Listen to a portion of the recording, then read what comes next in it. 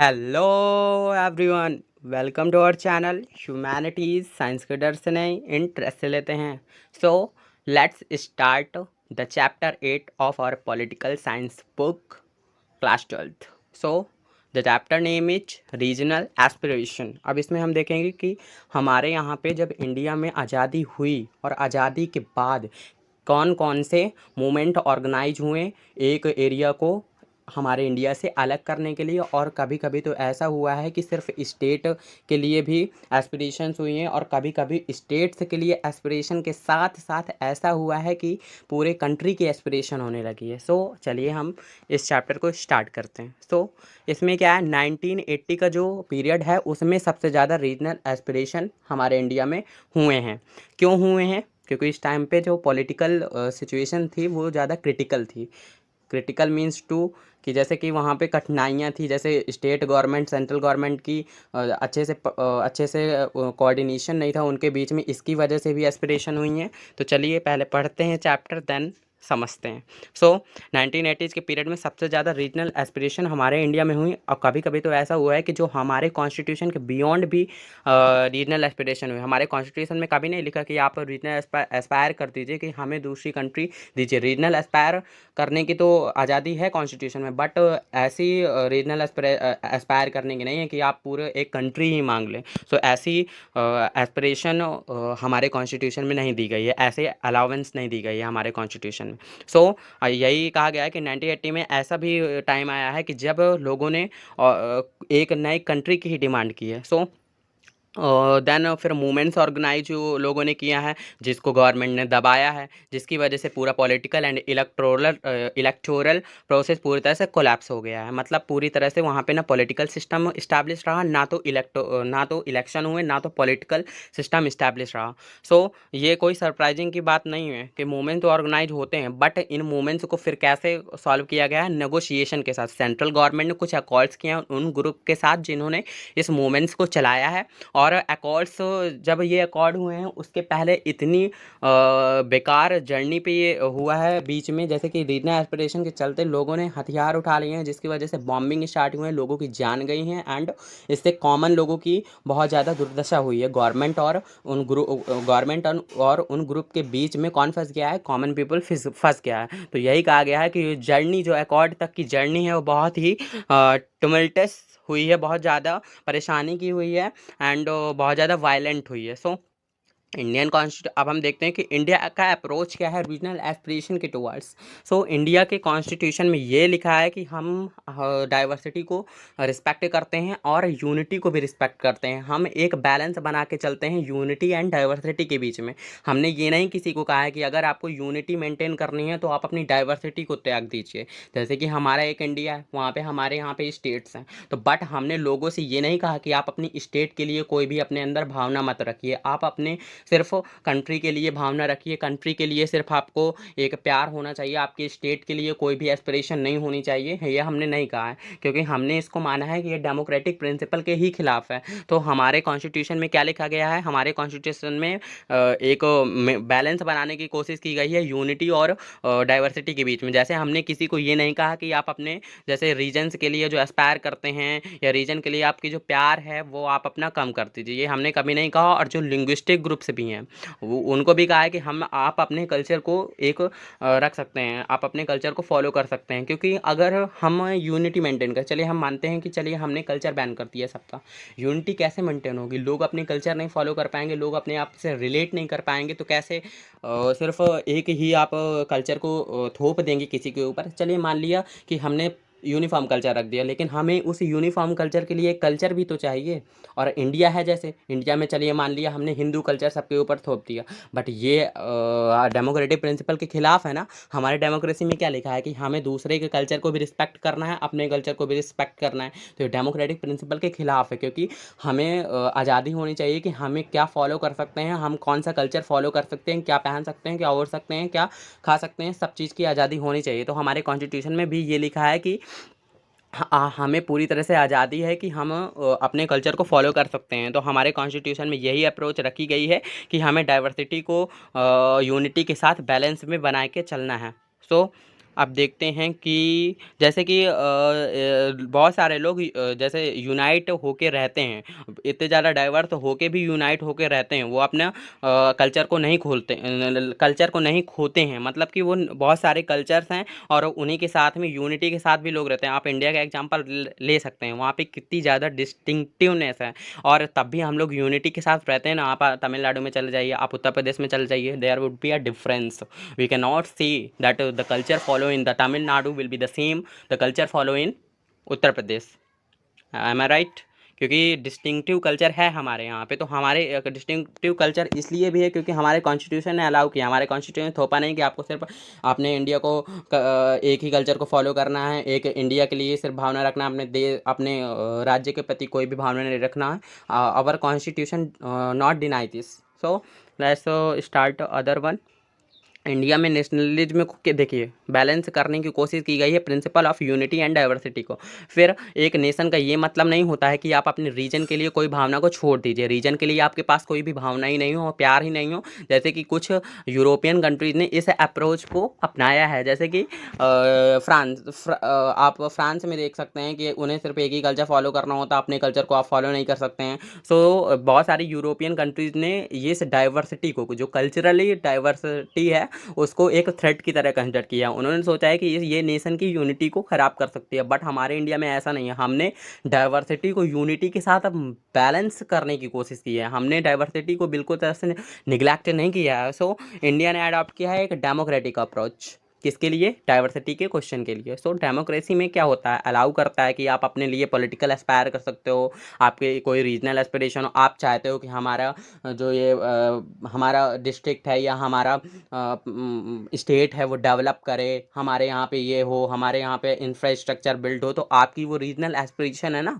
तो डेमोक्रेसी में क्या होता है, लोग एस्पायर कर सकते हैं। आपकी भी चाह होती है कि हम भी गवर्नमेंट में जाएं, तो वो रीजनल एस्पायर है ना आपकी, कि हमारे यहाँ का कोई भी हमारे एरिया का कोई गवर्नमेंट में जाए, सेंट्रल गवर्नमेंट में कोई हमारे एरिया का जाए, तो क्या है, रीजनल एस्पिरेशन तो है, हमारे यहाँ पे सब चीज़ें ठीक हो, हमारे यहाँ पे इंफ्रास्ट्रक्चर बिल्ड हो, सब चीज़ें, ये क्या है, रीजनल एस्पिरेशन तो है। सो हमारे इंडिया में कौन सा अप्रोच फॉलो किया गया है? हमारे इंडिया में रीजनल एस्पिरेशन को क्वेश्चन को सॉल्व करने के लिए डेमोक्रेटिक अप्रोच को फॉलो किया गया है। सो इंडिया में ये जो रीजनल एस्पिरेशन है, इसको कोई भी थ्रेट नहीं समझा गया है, इसको एंटी नेशनल नहीं समझा गया है। इसके बावजूद ये समझा गया है कि ये जो डेमोक्रेटिक पॉलिटिक्स है, इसकी वजह से जो पार्टीज और ग्रुप्स हैं वो अपने इशूज़ को एड्रेस कर सकते हैं, एस्पायर कर सकते हैं और अपनी आइडेंटिटी को समझ सकते हैं। जैसे कि आप लोग समझते हो हम उत्तर प्रदेश के हैं भैया, हम गुजरात के हैं भैया, हम तो तमिलनाडु के हैं भैया, तो क्या है, ये आप अपनी आइडेंटिटी बता रहे हैं ना, और फिर आप यूनाइट होकर क्या कहते हैं, हम सब इंडियन है ना। हम कहते तो हैं ना, हम इंडियन कहते हैं, बट हम उसके पहले क्या कहेंगे, हम भैया उत्तर प्रदेश के हैं। अगर उस टाइप में बात आए कि बिल्कुल नीचे से देखा जाए तो उत्तर प्रदेश के हैं हम यूपी के हैं, सॉरी हम एमपी के हैं, तो ये क्या है, आपकी एक आइडेंटिटी है ना। तो हमने क्या है, हमारे कॉन्स्टिट्यूशन में लिखा है कि आप अपनी आइडेंटिटी को एक्सप्रेस कर सकते हैं, एंड डेमोक्रेटिक अप्रोच हमारे इंडिया ने फॉलो किया है, सो डाइवर्सिटी के प्रिंसिपल को डील करने के लिए। सो एस्पिरेशन स्पेसिफिक रीजनल प्रॉब्लम से भी आप अपने कर सकते हैं। जैसे कि हमारे कॉन्स्टिट्यूशन में ये लिखा है कि आप रीजनल एस्पिरेशन कर सकते हो, आप अपनी आइडेंटिटी को एक्सप्रेस कर सकते हो, आप अपनी रीजन की प्रॉब्लम को भी एक्सप्रेस कर सकते हो। हमारे कॉन्स्टिट्यूशन में इसको कोई भी एंटी थ्रेट नहीं समझा गया, एंटी नेशनल नहीं समझा गया, जिसकी वजह से हमारी यूनिटी खतरे में आ जाए, ये कुछ नहीं समझा गया। So at the same times democratic politics का मतलब होता है रीजनल इशू एंड प्रॉब्लम्स को एडिक्वेट अटेंशन भी मिलनी चाहिए। आपने कह दिया, चलो हमने आपको खुली आज़ादी है कि आप रीजनल के लिए एस्पायर कर सकते हो और अपनी आइडेंटिटी को एक्सप्रेस कर सकते हो और अपने आप को, अपने नेशन को डेवलप, अपनी स्टेट को डेवलप करने के लिए आवाज़ उठा सकते हो। तो बट अगर कुछ ये अगर आपकी पॉलिसी में, गवर्नमेंट की पॉलिसी में ना आए कि हमारे यहाँ के नेशन, हमारे स्टेट का सुधार हो, तो इससे क्या फ़ायदा है। अगर हमने कह दिया चलिए डेमोक्रेसी है, डेमोक्रेसी अगर वहाँ पे इलेक्शन ही नहीं अच्छे से हो रहे हैं, डेमोक्रेसी कहने से कुछ होता नहीं है ना, तो इसकी वजह से क्या है, इसकी वजह से ये भी होना चाहिए कि आपने कह तो दिया कि आप रीजनल एस्पायर कर सकते हो, बट उसके साथ साथ आप जो गवर्नमेंट है वो अपनी पॉलिसीज में उसको रखे भी, और गवर्नमेंट उस प्रॉब्लम को सॉल्व करने की कोशिश भी करे, तब वो एक बेटर वे होगा इन प्रॉब्लम को सॉल्व करने के लिए। अगर सिर्फ आपने कह दिया कि आपको रीजनल एस्पायर करने की फुल आज़ादी है, बट आप उसको डील ही नहीं कर रहे हो, सिर्फ कह रहे हो ज़्यादा बोलते रहो कुछ नहीं हम करेंगे। तो बट आपको सॉल्व भी करना होगा, ये हमारे कॉन्स्टिट्यूशन में लिखा है। सो आपको पॉलिसी मेकिंग में उनको लाना होगा, एडुकेट अटेंशन देना होगा। बट कभी कभी ऐसा भी होता है कि हमें ये अपनी नेशनल यूनिटी को मेंटेन करने के लिए जो रीजनल एस्पायरेशन है, क्योंकि कभी कभी रीजनल एस्पायरेशन हमारे कॉन्स्टिट्यूशन के बियॉन्ड भी चली जाती हैं। हमारे कॉन्स्टिट्यूशन में ये नहीं लिखा है कि आप रीजनल एस्पायर कर दीजिए और पूरी एक कंट्री मांग लीजिए, भैया हमें इंडिया में नहीं रहना है। तो ये हमारे कॉन्स्टिट्यूशन में नहीं लिखा है। हमारे कॉन्स्टिट्यूशन में लिखा है कि आप रीजनल के लिए एस्पायर कर सकते हो, आप अपना स्टेट बना सकते हो, आप अपने जो आपके यहाँ पे प्रॉब्लम है वो आप हाईलाइट कर सकते हो। बट हमारे कॉन्स्टिट्यूशन में ये नहीं लिखा कि आप भैया मांग लो पूरी एक कंट्री, ये हमारे कॉन्स्टिट्यूशन नहीं लिखा है। तो इस कभी कभी रीजनल एस्पायर को हमको डिमांड भी करना पड़ता है, दबाना भी पड़ता है, ठीक। सो अब फिर देखते हैं कि हमारे यहाँ पे कैसे कैसे कॉन्फ्लिक्ट्स हुए हैं और कैसे कैसे रीजन एस्पायर हुए हैं और इन रीजन एस्पिरेशन को कैसे कैसे सॉल्व किया गया है और डाइवर्सिटी को कैसे रिस्पेक्ट किया। हमने अभी तक देखा कि हमारे कॉन्स्टिट्यूशन में डाइवर्सिटी एंड यूनिटी को मेंटेन करने की कोशिश की गई है, बैलेंस बनाने की कोशिश की गई। अब हम देखते हैं कि कैसे कैसे टेंशन हुए हमारे यहाँ पे। हम देखते हैं कि जैसे इंडिपेंडेंस के तुरंत बाद ही हमारा पार्टीशन हो गया, हमें डिस्प्लेसमेंट हुआ, जो माइनॉरिटी क्लास थी उनका डिस्प्लेसमेंट हुआ। देन इंटीग्रेशन की एक हमारे पास प्रॉब्लम आ गई कि अब प्रिंसली स्टेट को भी हमें इंडिया में शामिल करना है। फिर रिऑर्गेनाइजेशन ऑफ स्टेट, अब हमें स्टेट्स बनाना है। हमने टेरिटरी तो इंडिया की डिसाइड कर दी, पर इंडिया के अंदर भी तो अब हमें टेरिटरी डिसाइड करनी है, किस स्टेट की कितनी होगी, किस स्टेट की कितनी नहीं होगी। पहली बात तो स्टेट ही बनाना था। फिर इंडिपेंडेंस के बाद ही एक इशू आ गया हमारे पास, क्या, जम्मू कश्मीर का इशू आ गया। पाकिस्तान और इंडिया के बीच में बहुत ज़्यादा टसल होने लगी कि हमारा पार्ट हो, ये हमारा पार्ट होगा। बट जम्मू कश्मीर ने अपना खुद ही इंडिपेंडेंस घोषित कर दिया, बट पाकिस्तान ने उसको अटैक कर दिया। अभी हम पढ़ेंगे ये सब। सो अब ये इशू रहा जम्मू कश्मीर पाकिस्तान के और इंडिया के बीच में। फिर क्वेश्चन करने लगे बहुत सारे लोग एस्पिरेशन, और फिर हम देखेंगे कि कश्मीर में भी कश्मीर के लोगों ने भी पॉलिटिकल एस्पिरेशन किया है, कि जैसे उन लोगों ने डिमांड करना चालू कर दिया, हमें इंडिया से अलग करो, हमें आज़ाद करो। फिर अब हम देखेंगे कि नॉर्थ ईस्ट में भी कैसे आज़ादी के लिए अपने एक कंट्री बनाने के लिए मूवमेंट्स हुए हैं, स्पेशली नागालैंड एंड मिजोरम में ये डिमांड रखे गए हैं। फिर हम देखेंगे कि साउथ में कैसे द्रविडियन मूवमेंट हुआ है, जिसकी वजह से भी सेपरेट कंट्री को मांगा गया है लोगों के द्वारा कि हमें सेपरेट कंट्री बना दीजिए, हमें इंडिया में नहीं रहना। फिर हम देखेंगे कि जैसे कि बहुत सारे स्टेट्स हैं जिन्होंने लिंग्विस्टिक स्टेट्स बनाने के लिए भी बहुत ज़्यादा प्रोटेस्ट किया है, बहुत ज़्यादा एजिटेशन किया है, बहुत ज़्यादा हथियार भी उठाए हैं। जैसे कि हो गया आपका आंध्र प्रदेश हो गया, कर्नाटका हो गया, महाराष्ट्र हो गया, गुजरात हो गया। फिर कभी कभी ऐसा भी हुआ है कि फिर हम देखेंगे कि सदर्न इंडिया में जैसे तमिलनाडु है, उसने जैसे कि किसके खिलाफ कहा था कि जो नेशनल आप ऑफिशियल लैंग्वेज बना रहे हैं आप हिंदी को, उसके खिलाफ प्रोटेस्ट किया था और एक अपना क्या कहा, अपना एक अलग कंट्री की डिमांड रखी थी। फिर हम देखेंगे कि पंजाबी लैंग्वेज ने कैसे पंजाबी लैंग्वेज ने बोलने वालों ने कैसे पंजाब स्टेट की फॉर्मेशन की डिमांड रखी। फिर पंजाब में ही एक इशू, स्टेट की डिमांड तो सॉल्व हो गई, बट पंजाब में फिर कौन सा एक रीजनल एस्पिरेशन डेवलप हुआ कि अब हमें इंडिया से बाहर ही हटना है, हमें इंडिया में शामिल ही नहीं रहना है। फिर अब हम देखेंगे कि जैसे फिर छत्तीसगढ़ उत्तराखंड, देन छत्तीसगढ़ उत्तराखंड एंड झारखंड को क्रिएट किया गया। ये सिर्फ ये किसके बेसिस पे किया गया, कल्चरल बेसिस पे, जैसे कि कल्चर और किसके बेसिस पे, जो डेवलपमेंट नहीं हो पा रहा था इन एरिया में, इसकी वजह से इनको स्टेट्स बनाया गया है। ऐसे ऐसे हम बहुत सारी चीज़ों को देखेंगे, बट इसमें ये भी है कि अगर एक प्रॉब्लम को आप सॉल्व करते रहें उसके बाद भी प्रॉब्लम उठ सकती हैं। जैसे पंजाब का इशू, पंजाब में आपने स्टेट की प्रॉब्लम तो सॉल्व कर दी थी, उसके बाद भी एक नेशन की डिमांड उठने लगी थी। फिर हम देखेंगे कि कुछ इशू हैं जिनको हम सॉल्व ही नहीं कर पाए, जैसे कश्मीर का इशू अभी भी हम देख सकते हैं कि पाकिस्तान और इंडिया के बीच में है, और नागालैंड में भी अभी भी प्रोटेस्ट होते रहते हैं इंडिया से अलग होने के लिए। और फिर और भी हम देखेंगे चैलेंजेस, जैसे आसाम में क्या हुआ उस, चलिए अब देखते हैं कि हम जम्मू कश्मीर का देखते हैं। पहले उसकी ज्योग्राफिकल बाउंड्रीज देखेंगी कि वहाँ पे कौन कौन से कौन कौन से एरिया हैं और वहाँ पे कैसी पॉपुलेशन रहती है। फिर हम उसके बाद देखेंगे कि हमारे यहाँ पे स्टार्टिंग से इशू कैसे रहा है कश्मीर। फिर देखेंगे इस इशू को सॉल्व करने के बाद भी ये इशू सॉल्व नहीं हुआ था। चलिए देखते हैं। जैसे कि हम पढ़ भी चुके हैं कि जम्मू कश्मीर को आर्टिकल 370 के कॉन्स्टिट्यूशन के आर्टिकल 370 के अंडर बहुत ज़्यादा पावर दी गई थी। जैसे उनका खुद का फ्लैग हो सकता है, अगर कोई भी लॉ है, जैसे सेंट्रल गवर्नमेंट के लॉ इजीली स्टेट गवर्नमेंट के बिना आस्क किए लग जाते हैं, इम्प्लीमेंट हो जाते हैं। बट जम्मू कश्मीर में ऐसा नहीं था। अगर कोई भी सेंट्रल गवर्नमेंट को लॉ को इम्प्लीमेंट करना है जम्मू कश्मीर में, तो वहाँ पे पहले आपको स्टेट गवर्नमेंट से परमिशन चाहिए होगी। ये आर्टिकल 370 के अंडर रखा गया है कि आर्टिकल 370 के अंडर प्रोविज़न दिया जाता था, बट ये अब पार्ट नहीं है। फिर जम्मू कश्मीर में हमने ये भी देखा कि हमने आर्टिकल 370 दे दिया, बट उसके बाद भी बहुत ज़्यादा वायलेंस रहा और टेररिज्म रहा और पॉलिटिकल इंस्टेबिलिटी रही और इंटरनल एक्सटर्नल इशू रहा। जैसे पाकिस्तान भी बहुत ज़्यादा सपोर्ट करता रहा इन इंसर्जेंसी को। दैन अब हम देखेंगे कि फिर हमने देखा कि इन्हीं के चलते कुछ सिविलियंस की जान भी गई, कुछ लोगों को यहाँ से डिस्प्लेस भी किया गया। जैसे कश्मीर वैली से किसको डिस्प्लेस किया गया? कश्मीरी पंडित को कश्मीर वैली से डिस्प्लेस किया गया। क्यों डिस्प्लेस किया गया? क्योंकि इनको अब यहाँ पे क्या है, आप मुस्लिम हिंदू के बीच में क्या लड़ाई, कम्युनल राइट्स हुई, तो जिसकी वजह से कश्मीरी पंडित्स को डिस्प्लेस किया गया। कहाँ से? कश्मीरी वैली से। देन हम देखते हैं कि जम्मू कश्मीर में 3 सोशल एंड पॉलिटिकल रीजन है। जैसे एक है जम्मू, एक है कश्मीर, एक है लद्दाख। जम्मू रीजन में क्या है? मिक्स है, फुट हिल्स भी है वहाँ पे। जैसे एक हिमालय है, उसका फुट होता है, तो फुट हिल्स में जम्मू लोकेटेड है। एंड वहाँ पे प्लेन्स भी हैं, फुट हिल्स भी हैं, जैसे हिल्स भी हैं और प्लेन्स भी हैं जम्मू में। एंड यहाँ पे मेजॉरिटी पॉपुलेशन किसकी है? हिंदू की। देन मुस्लिम सिख और अदर रिलीजन के पीपल भी वहाँ पे रहते हैं। फिर कश्मीर में देखते हैं, कश्मीर में ज़्यादातर पार्ट किसका है? कश्मीर वैली का है।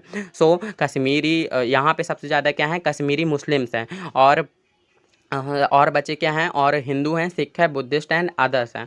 लद्दाख रीजन में क्या है? ये माउंटेनियस रीजन है, यहाँ पे बहुत ही कम पॉपुलेशन रहती है और यहाँ की पॉपुलेशन इक्वली डिवाइडेड है बुद्धिस्ट एंड मुस्लिम्स के बीच में। अब हम देखते हैं कि ये प्रॉब्लम हमारे कश्मीर जो इशू रहा है, वो कश्मीर का इशू कैसे रहा है और क्यों रहा है। तो पहले हमने देखा कि जैसे आज़ादी हुई, ब्रिटिश गवर्नमेंट ने कह दिया कि प्रिंसली स्टेट्स जो हैं वो उनकी पैरामाउंसी एंड सुजैनिटी अब खत्म हो गई है। अब वो अंडर नहीं है ब्रिटिश गवर्नमेंट के। अब वो या तो चाहें पाकिस्तान में जुड़ सकते हैं, या तो चाहें इंडिया में जुड़ सकते हैं, या तो खुद अपना इंडिपेंडेंट कंट्री बना सकते हैं। तो ये किसके लिए सौंपा गया था? ये रूलर डिसाइड करेंगे, ना कि जनता डिसाइड करेगी। तो इसकी वजह से क्या हुआ?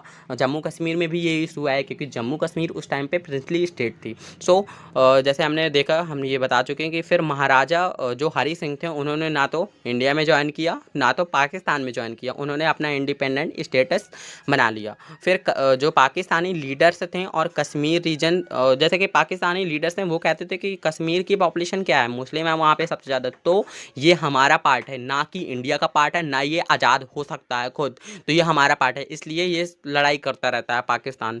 फिर ऐसा हुआ कि पीपुल्स जो स्टेट के हैं वो अपने आप को, जो ये कश्मीरी अपने आप को किसी के साथ नहीं मिलना चाहते हैं। कश्मीरी अपनी खुद एक रीजनल एस्पिरेशन चाहते हैं। कश्मीरी के तो जम्मू कश्मीर में भी नहीं चाहते, वो चाहते हैं कि हमें खुद ही एक रीजनल एस्पायर कर दो, हमें अलग बना दो, हमें किसी में नहीं मिलना है। और इनकी एस्पिरेशन को क्या कहा जाता है? कश्मीरियत। और फिर जैसे हमने देखा कि जैसे इंडिपेंडेंट कंट्री बन गया जम्मू कश्मीर, फिर वहाँ पे बहुत ज़्यादा प्रोटेस्ट लोगों ने ऑर्गेनाइज किया क्योंकि लोगों को क्या कहते हैं, लोगों को मोनार्की के अंडर नहीं रहना था, लोगों को डेमोक्रेसी स्टैब्लिश करनी थी। जैसे कि नेशनल कॉन्फ्रेंस एक पार्टी थी, उसके लीडर थे शेख अब्दुल्ला। उन्होंने कंसिस्टेंटली प्रोटेस्ट किया महाराजा के खिलाफ और उन्होंने इस गवर्नमेंट को हटाने की कोशिश की जो मोनार्कियल गवर्नमेंट थी, और ये खिलाफ थे, पाकिस्तान के ज्वाइन करने के खिलाफ थे। बट इनका थोड़ा थोड़ा भावना थी इंडिया के साथ जुड़ने की, क्योंकि इनके मित्र थे।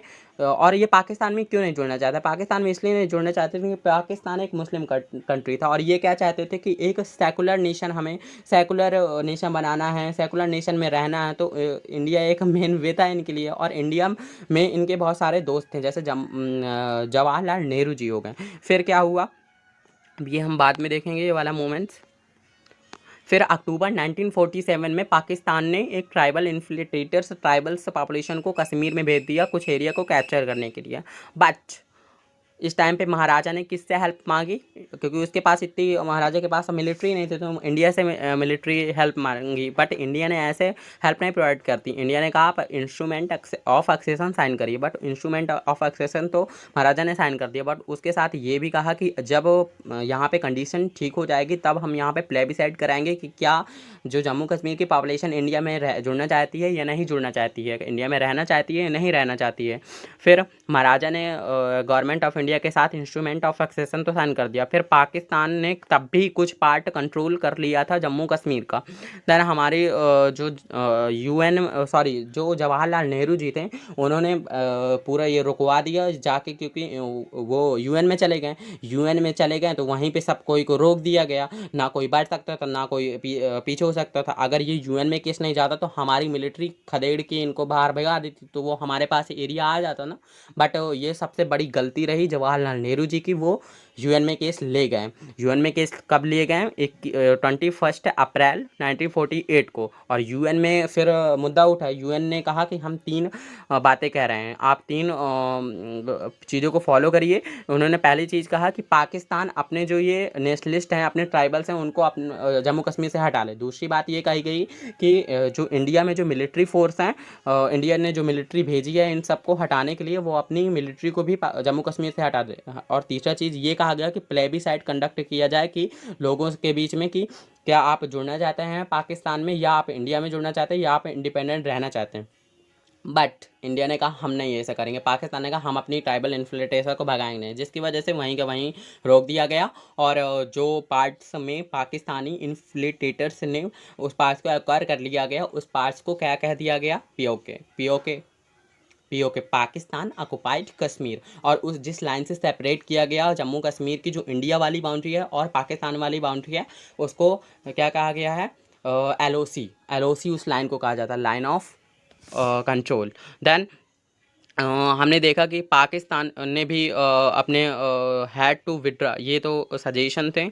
देन तीसरा फोर्थ, फिर इसकी वजह से कोई भी प्रोग्रेस नहीं हो, किसी ने कोई मेथड को सॉल्व नहीं किया। इसी टाइम पे हम लोगों ने मतलब इंडिया ने शेख अब्दुल्ला को पीएम बना दिया। शेख अब्दुल्ला जो थे पीएम, ये मत समझिए कि भाई ये जवाहरलाल नेहरू को हटा दिया और शेख अब्दुल्ला को पीएम बना दिया, ये मत समझिए। ये समझिए कि जम्मू कश्मीर इतना ज़्यादा उसको इतनी ज़्यादा अथॉरिटी प्रोवाइड की गई थी कि बताइए वो सीएम की जो पावर होती है वो पीएम नाम से ले रहा था। वहाँ पे क्या था, जम्मू कश्मीर में अगर कोई भी सीएम की पावर है वो पीएम कहा जाता था, सीएम अगर बन रहा है तो वो पीएम है।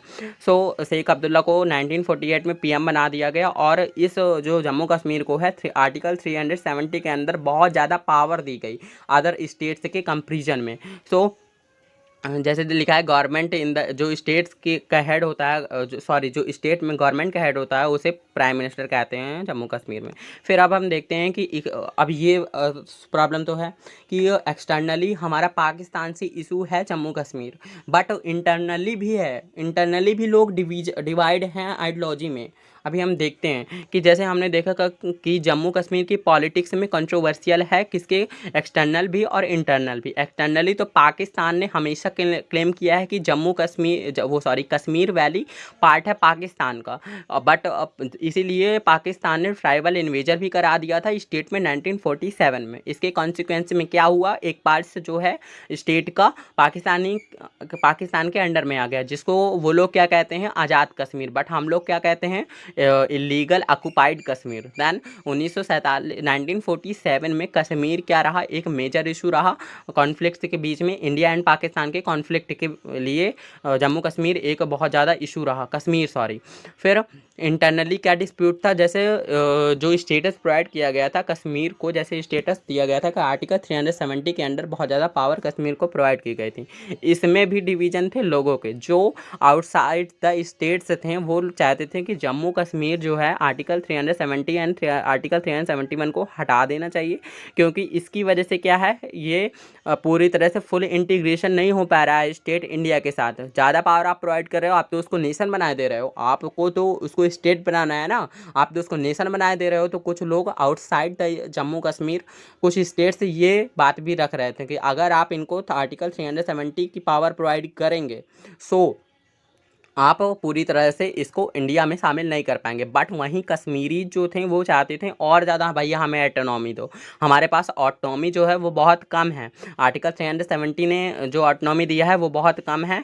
एंड हमारे पास, उन्होंने कहा हम 3 रीजन से इंडिया से दुखी हैं, क्योंकि पहला रीजन ये है कि जो प्रॉमिस किया गया था एक्सेशन के टाइम में कि जब सब चीज़ें ठीक हो जाएंगी तब हम एक प्लेबिसाइड कंडक्ट कराएंगे, बट प्लेबिसाइड अभी भी कंडक्ट नहीं हुआ। तो क्या है, डिमांड ऑफ प्लेबिसाइड भी रखी जाती है, लोगों ने डिमांड ऑफ प्लेबिसाइड भी रखी है, किसके लिए, जम्मू कश्मीर में प्लेबिसाइड कंडक्ट कराने के लिए। सेकंड ये था कि जैसे कि आपने हमें आर्टिकल 370 तो दे दिया है, बट वो प्रैक्टिस में है ही नहीं है। जितना आर्टिकल 370 है आपने सिर्फ लिख दिया है, कोई प्रैक्टिस में नहीं है।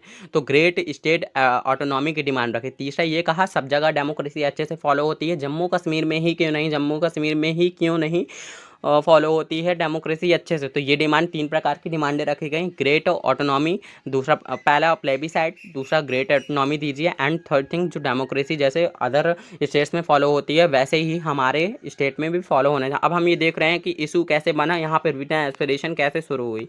फिर पॉलिटिक्स से सिंस 1948 जब शेख अब्दुल्ला PM बन गए, फिर उन्होंने लैंड रिफॉर्म्स लाना चालू कर दिया। फिर इसी टाइम पे उन्होंने ये भी रखा कि अब प्लेबिसाइड कराओ भैया, और चाइनीज़ की लीडर के साथ थोड़ा मिलना जुलना इनका स्टार्ट हो गया। इसी की वजह से इनको हटा दिया गया, इनकी पावर से, PM की पावर से 1953 ने सेंट्रल गवर्नमेंट ने डिसमिस कर दिया इनको, एंड इनको डिटेंशन में रख दिया कुछ सालों के लिए। फिर बट जो भी लीडर्स इनके बाद आए उन्होंने इतनी ज़्यादा पॉपुलैरिटी नहीं हासिल की, इसलिए सेंट्रल गवर्नमेंट हमेशा इनसे थोड़ा नेगोशिएशन करता रहा। बट जैसे कि फिर इसके बाद जो लीडर्स आए उनमें लोगों की क्या भावना रही कि कुछ इलेक्शन में गड़बड़ी हो रही है, माल प्रैक्टिसेज हो रही हैं एंड रिगिंग हो रही है इलेक्शन में। 1953 से 1974 के बीच में कांग्रेस का बहुत ज़्यादा, सेंट्रल गवर्नमेंट की जो कांग्रेस थी उसका बहुत ज़्यादा इन्फ्लुएंस रहा पॉलिटिक्स में जम्मू कश्मीर की। National conference minus Sheikh Abdullah power में तो रही, बट किसके सपोर्ट से, कांग्रेस उसको सपोर्ट में रखे रहा। बट लेटर ये खुद शामिल हो गई किसके साथ, कांग्रेस के साथ। बट कांग्रेस ने डायरेक्ट कंट्रोल फिर आ गया। अब जब इसके साथ शामिल हो गई तो डायरेक्ट कंट्रोल आ गया। इसी की वजह से 1965 में जो प्राइम मिनिस्टर की जो जैसे चीफ मिनिस्टर को वहाँ पे प्राइम मिनिस्टर कहा जाता था, वहाँ पे पूरा बदल के रख दिया गया। और फिर फर्स्ट चीफ मिनिस्टर कौन हुए, गुलाम मोहम्मद सादिक, जो इंडियन नेशनल कांग्रेस के थे, वो पहले चीफ मिनिस्टर बने।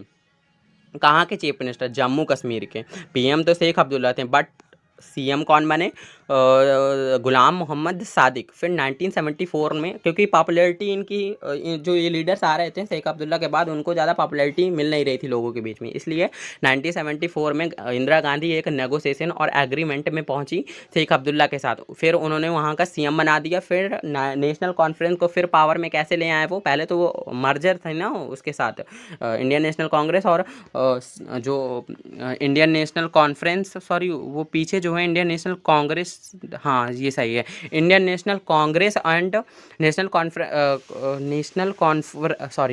कॉन्फ्रेंस वो मर्ज हो गई थी। बट 1977 का जब इलेक्शन हुआ तब इन्होंने अकेले ही मेजोरिटी हासिल की और पावर में आ गए। फिर 1977 में फिर CM बन गए शेख अब्दुल्ला।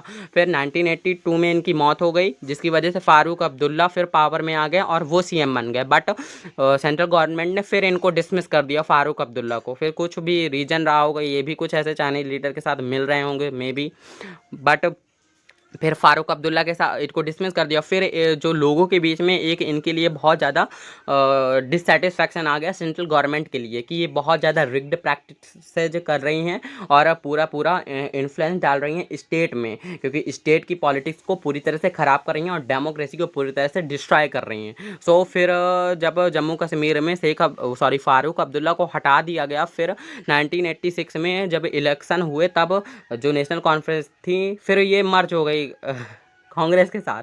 बताइए, अभी लोग इन्हीं के लिए लड़ रहे थे और ये जाके खुद ही उनके साथ मर्ज हो गई। तो फिर डिससेटिस्फैक्शन की भावना लोगों के बीच में उठने लगी। कांग्रेस जैसे इलेक्शन हुआ, इलेक्शन में फारूक अब्दुल्ला जीत भी गए। फारूक अब्दुल्ला जो ये क्या कहते हैं, Indian national Congress and national conference का जो अलायंस बना था वो जीत भी गया। बट लोगों ने तो पहले प्रोटेस्ट किया कि हाँ फारूक अब्दुल्ला को आपने क्यों हटाया। बस इस टाइम पे लोगों को बिलीव हो गया कि ये सब मिल गए हैं, नेशनल कॉन्फ्रेंस पूरी तरह से कांग्रेस के साथ मिली है और पूरी तरह से जो ये जम्मू कश्मीर है उसको पूरी तरह से बर्बाद करना चाहती है। फिर फारूक अब्दुल्ला सीएम बन गए, बट डिससेटिस्फैक्शन रहा। इसी की वजह से इलेक्शन को कहा गया कि इसमें बहुत ज़्यादा रिगिंग हुई है, माल करप्शन हुआ है, इनएफिशिएंट एडमिनिस्ट्रेशन के चलते 1980 में बहुत ज़्यादा इनएफिशिएंट एडमिनिस्ट्रेशन हुआ है। और जो डेमोक्रेसी है पूरी तरह से स्टेट की डिस्ट्रॉय कर दी गई है सेंट्रल के द्वारा। पूरी तरह से स्टेट का सेंट्रल का कंट्रोल आ गया है स्टेट के ऊपर। और इसीलिए यही मेन एक कारण है जिसकी वजह से इंसर्जेंसी जम्मू कश्मीर में लॉन्च हो गई। इंसर्जेंसी मीन्स का पॉपुलेशन ने हथियार उठा लिया और मांग करने लगे कि भैया अब हमें इंडिया के साथ नहीं रहना। और इसको सपोर्ट किसने किया? पाकिस्तान ने सपोर्ट किया। फिर 1989 में बहुत ज़्यादा मिलिटेंट्स मूवमेंट ऑर्गेनाइज होने लगे। फिर किसके लिए? सेपरेट एक कश्मीरी नेशन के लिए। और मोरल सपोर्ट किसने प्रोवाइड किया? पाकिस्तान ने। फिर कुछ सालों तक तो प्रेसिडेंट रूल यहाँ पे रहा। अब मिलिटेंट मूवमेंट चल रहा था तो स्टेट की गवर्नमेंट जब इंटरनल कॉन्फ्लिक्ट होता है या स्टेट की गवर्नमेंट अच्छे से संभाल नहीं पाती है स्टेट में जो प्रॉब्लम्स है, तब लग जाता है प्रेसिडेंट रूल। फिर ऐसा होता है कि असेंबली इलेक्शन 1990 में फिर जम्मू कश्मीर में वायलेंस स्टार्ट हुआ। जैसे 1989 में तो चल ही रहा था इंसर्जेंसी, और इंसर्जेंट ने बहुत ज़्यादा वायलेंस करना स्टार्ट कर दिया। आर्मी ने भी बहुत ज़्यादा एक्शन लिया। हमारी असेंबली इलेक्शन जो 1996 में फिर हुए, नेशनल कॉन्फ्रेंस जो थी वो जीत गई। फारूक अब्दुल्ला पावर में आ गए और डिमांड उन्होंने रखी कि थोड़ा रीजनल ऑटोनॉमी दीजिए हमको, हमें पूरी तरह से आप कंट्रोल मत करिए। सेंट्रल गवर्नमेंट से ये डिमांड रखी कि आप पूरी तरह से इन्फ्लुएंस हमारे स्टेट में डाल रही हैं और आप अपना ये जो इन्फ्लुएंस डाल रही हैं इसको कम करिए और रीजनल ऑटोनॉमी हमें प्रोवाइड करिए। फिर 2002 में इलेक्शन हुए और यहाँ पे कौन सी पार्टी जीत गई? पीडीपी। पीडीपी मतलब पीपल्स डेमोक्रेटिक पार्टी। इस इलेक्शन को सबसे ज़्यादा फेयर इलेक्शन माना जाता है जम्मू कश्मीर में।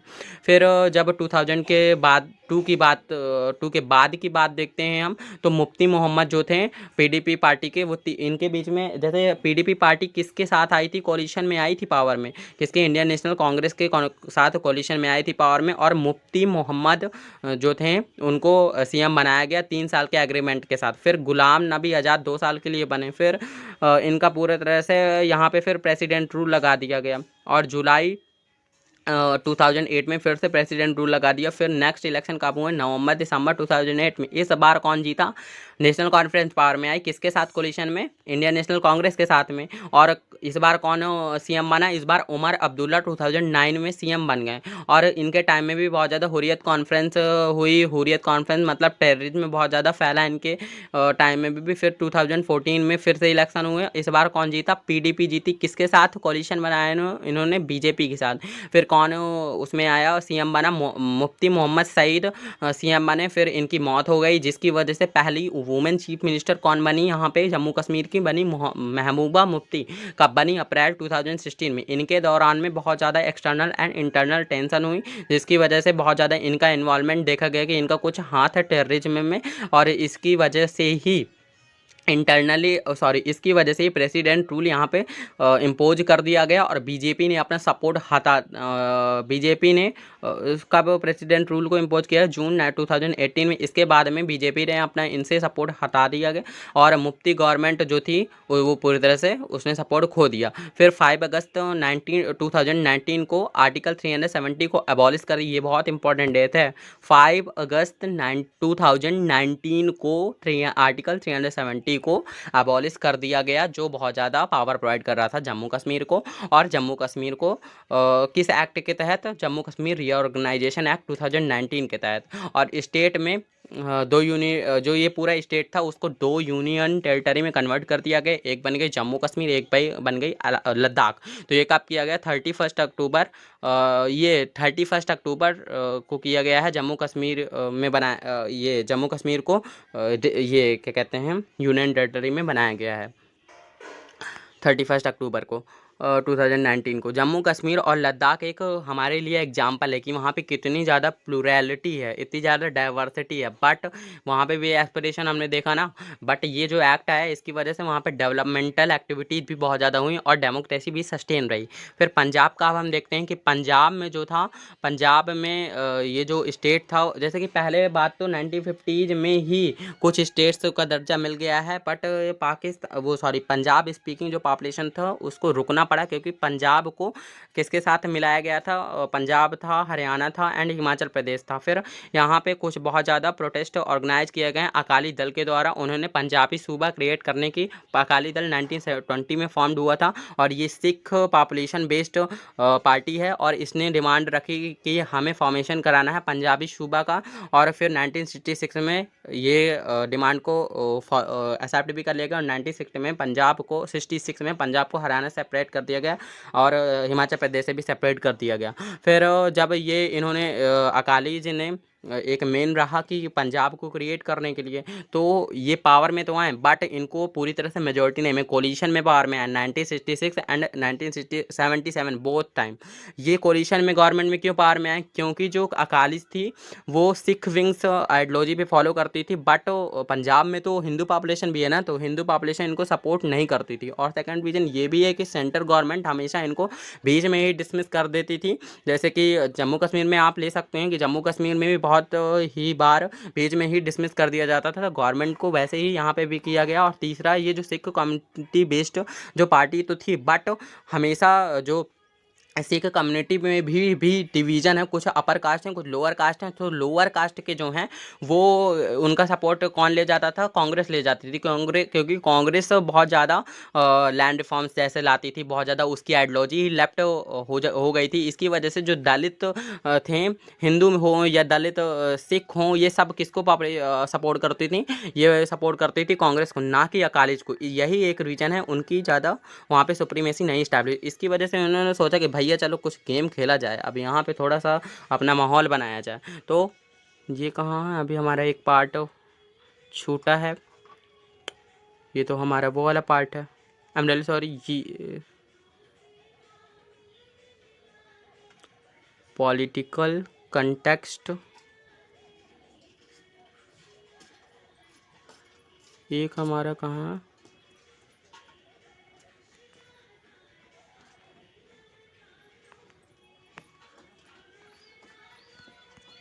सॉरी, ये है हमारा, सॉरी ये लास्ट में लग गया है।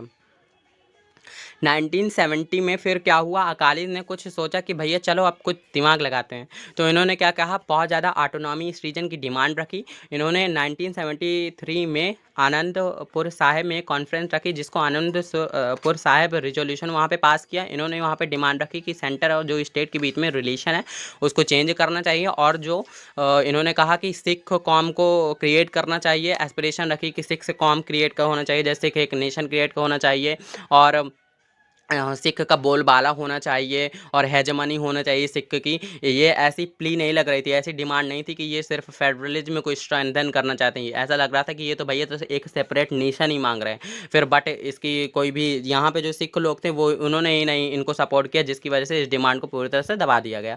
फिर अकाली गवर्नमेंट 1977 में पावर में आई थी। इसकी वजह से इनको 1980 में कुछ रीजन की वजह से फिर से डिसमिस कर दिया गया, जिसकी वजह से क्या हुआ? फिर उन्होंने भैया एक मूवमेंट ऑर्गेनाइज कर दी कि चलो भैया अब तुमने हमको हटाया, अब हम तुमको हटाए, अब हम इस वो पंजाब को ही हटा देंगे यहाँ से, इंडिया से। तो इन्होंने एक मूवमेंट ऑर्गेनाइज किया कि जैसे कि क्वेश्चन रखा कि डिस्ट्रीब्यूशन। इन्होंने एक मुद्दा उठाया कि भैया हमारा जो स्टेट है और अदर स्टेट्स के बीच में पानी जो है वो अच्छे से शेयर नहीं हो रहा है, जैसे कि उसके नेबरिंग स्टेट्स के बीच में और पंजाब के बीच में अच्छे से पानी नहीं शेयर हो रहा है। बट ये जो रिलीजियस लीडर्स थे उन्होंने क्वेश्चन उठाया, बट जब ये पावर एक्सट्रीम लीडर्स के पास पहुंच गई, उन्होंने एक डिमांड रख दी कि भैया चलो हमें पाकिस्तान को हटाओ। सॉरी, पाकिस्तान क्यों आ रहा है मेरी हर बार? पाकिस्तान नहीं, पंजाब। पाकिस्तान, पंजाब।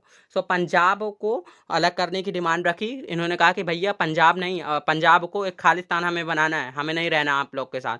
फिर वायलेंस बहुत ज़्यादा हुआ, जिसकी वजह से ये जो मूवमेंट्स अकालीस ने ऑर्गेनाइज किया, वहाँ पे बहुत ज़्यादा इंसर्जेंसी लॉन्च की, बहुत ज़्यादा आर्म्ड इंसर्जेंसी इन्होंने लॉन्च की। और इन्होंने हेडक्वार्टर कहाँ पे रखा अपना, सिख एक होली श्राइन है गोल्डन टेम्पल जो अमृतसर में है, वहाँ पे अपना एक आर्म्ड फोर्ट्रेस की तरह एक किला बना दिया जहाँ पे उन्होंने अपने हथियार रखे। फिर जून 1984 में गवर्नमेंट ने ऑपरेशन ब्लू स्टार चलाए जो ये इन सर्जेंट हैं इनको हटाने के लिए, जिसकी वजह से आर्मी ने एक्शन तो लिया गोल्डन टेम्पल में, उन्होंने इनको हटा भी दिया, बट जिसकी वजह से ये जो टेम्पल है पूरी तरह से डैमेज हो गया। और डैमेज होने के साथ साथ सिख पॉपुलेशन की भावना भी इससे खतरे में आई, भावना भी बहुत ठेस पहुंचा उनकी भावनाओं को, क्योंकि उनको लिए ये बहुत होली प्लेस है, जिसकी वजह से ये जो कुछ पॉपुलेशन थी जो खिलाफ भी थी इंसर्जेंट के, वो भी इन लोग के साथ मिल गई और प्रोटेस्ट ऑर्गेनाइज करने लगी। फिर जैसे कि प्राइम मिनिस्टर और बदला लेने के लिए इन्होंने हमारे प्राइम मिनिस्टर को, जैसे कि पॉपुलेशन थी, उन्होंने बदला लेने के लिए हमारे प्राइम मिनिस्टर जो इंदिरा गांधी थी उनको मार दिया जान से। 31 अक्टूबर 1984 को इंदिरा गांधी को असैसिनेट कर दिया गया। किनके द्वारा, सिख, उन्हीं के 2 बॉडीगार्ड जो सिख थे उन्होंने ही उनको जान से मार दिया। बताइए, जिससे आपको जिस पे भरोसा करो उसी ने दाग दिया। उनको मना भी किया जा रहा था कि आप मत रखिए, बट उन्होंने इनके ऊपर भरोसा जताया। फिर इसकी वजह से क्या हुआ, बहुत ज़्यादा मारा पीटी होने लगी किसके, सिख पॉपुलेशन को। जैसे कि दिल्ली में, नॉर्दर्न इंडिया में बहुत ज़्यादा वायलेंस हुआ सिख कम्युनिटी के खिलाफ, और इनके खिलाफ बहुत ज़्यादा वायलेंस हुआ। अब चलिए आगे चलते हैं। यहाँ ओ कहाँ गया भैया ये। फिर 1 वीक तक ये बहुत ज़्यादा वायलेंस चला, इसमें बहुत ज़्यादा 2000 सिखों को मार दिया गया नेशनल कैपिटल में। और सबसे ज़्यादा इफेक्ट कहाँ देखा गया कि सबसे ज़्यादा ये रखा गया कि सबसे ज़्यादा मारा पीटी कानपुर में, बोकारो में, चास में, बहुत इन प्लेसों में बहुत ज़्यादा मारा पीटी हुई सिख पॉपुलेशन की। यानी सिख पॉपुलेशन को तो ये मारा पीटी तो हो रही थी, और उनको ये भी एक प्रेशर पड़ रहा था, फाइनेंशियल प्रेशर। उनके जो मेल मेंबर थे उनको मारा पीटा जा रहा था, जिसकी वजह से फीमेल जो बच रही थी अब वो कैसे अपनी लाइफ को सस्टेन कर पाएंगी। और सिख पॉपुलेशन का एक रीजन, सिख पॉपुलेशन को एक बहुत ज़्यादा दुख है गवर्नमेंट से कि गवर्नमेंट ने बहुत टाइम लगा दिया इस माहौल को ठीक करने में, और जिन्होंने सिख पॉपुलेशन को बहुत ज़्यादा मारा पीटा उनको पनिश भी नहीं किया गया। ये 2 रीजन थे, उन 2 मेन उनके ग्रीवेंस थे गवर्नमेंट के खिलाफ। फिर हमने ये सब पढ़ लिया है, गवर्नमेंट ने नॉर्मल करने में सिचुएशन बहुत, और जो परपिट्रेटर्स हैं उनको मारा भी नहीं, जिन्होंने वायलेंस किया गया उनको पनिश भी नहीं किया गया। फिर मनमोहन सिंह जी ने 2005 में इनसे माफ़ी मांगी थी कि हमारी गलती थी, हम नॉर्मल सिचुएशन नहीं कर पाए। फिर